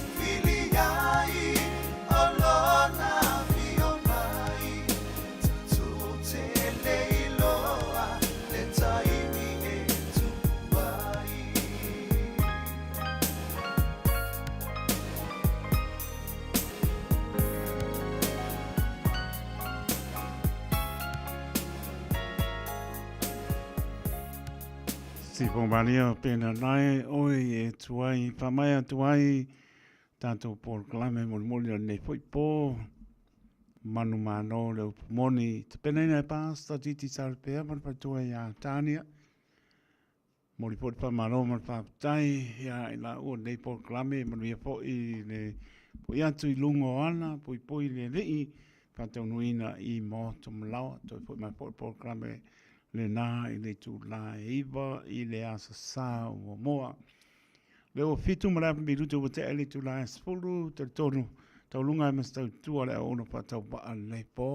Ngona lama le nganga pa tai mara le tunu u lau tā po inga, paiva e tā po ia e maramunuia, ma no pa tai pa manuia le tua, tō tā tō tunu u, ia tō nei, ma tunu u mo la langi me Samoa na lua le atu Pasifika, mai foi fia moa le so soani ya lofa le li mapa ia tu ia lon pile mo mo na nga le lei ai manuia mano longa le nei po le lofa le li nei as pai vai asa ma se mau o po pa nga tai pale po to tai se la na tu yama ya fa mo pea e ma tele lo to nganga ke siano ma ngalo la to ona o tia i tato ia awa lofa o le li il pong sa mo mori lo to so i pole aso atai me se o alon whanau i le lofa maranga le lo tātou atua ni se leo ato toa ma nosi a lofa le ni lana pa mano longa e pa iatu pa iane so se mauta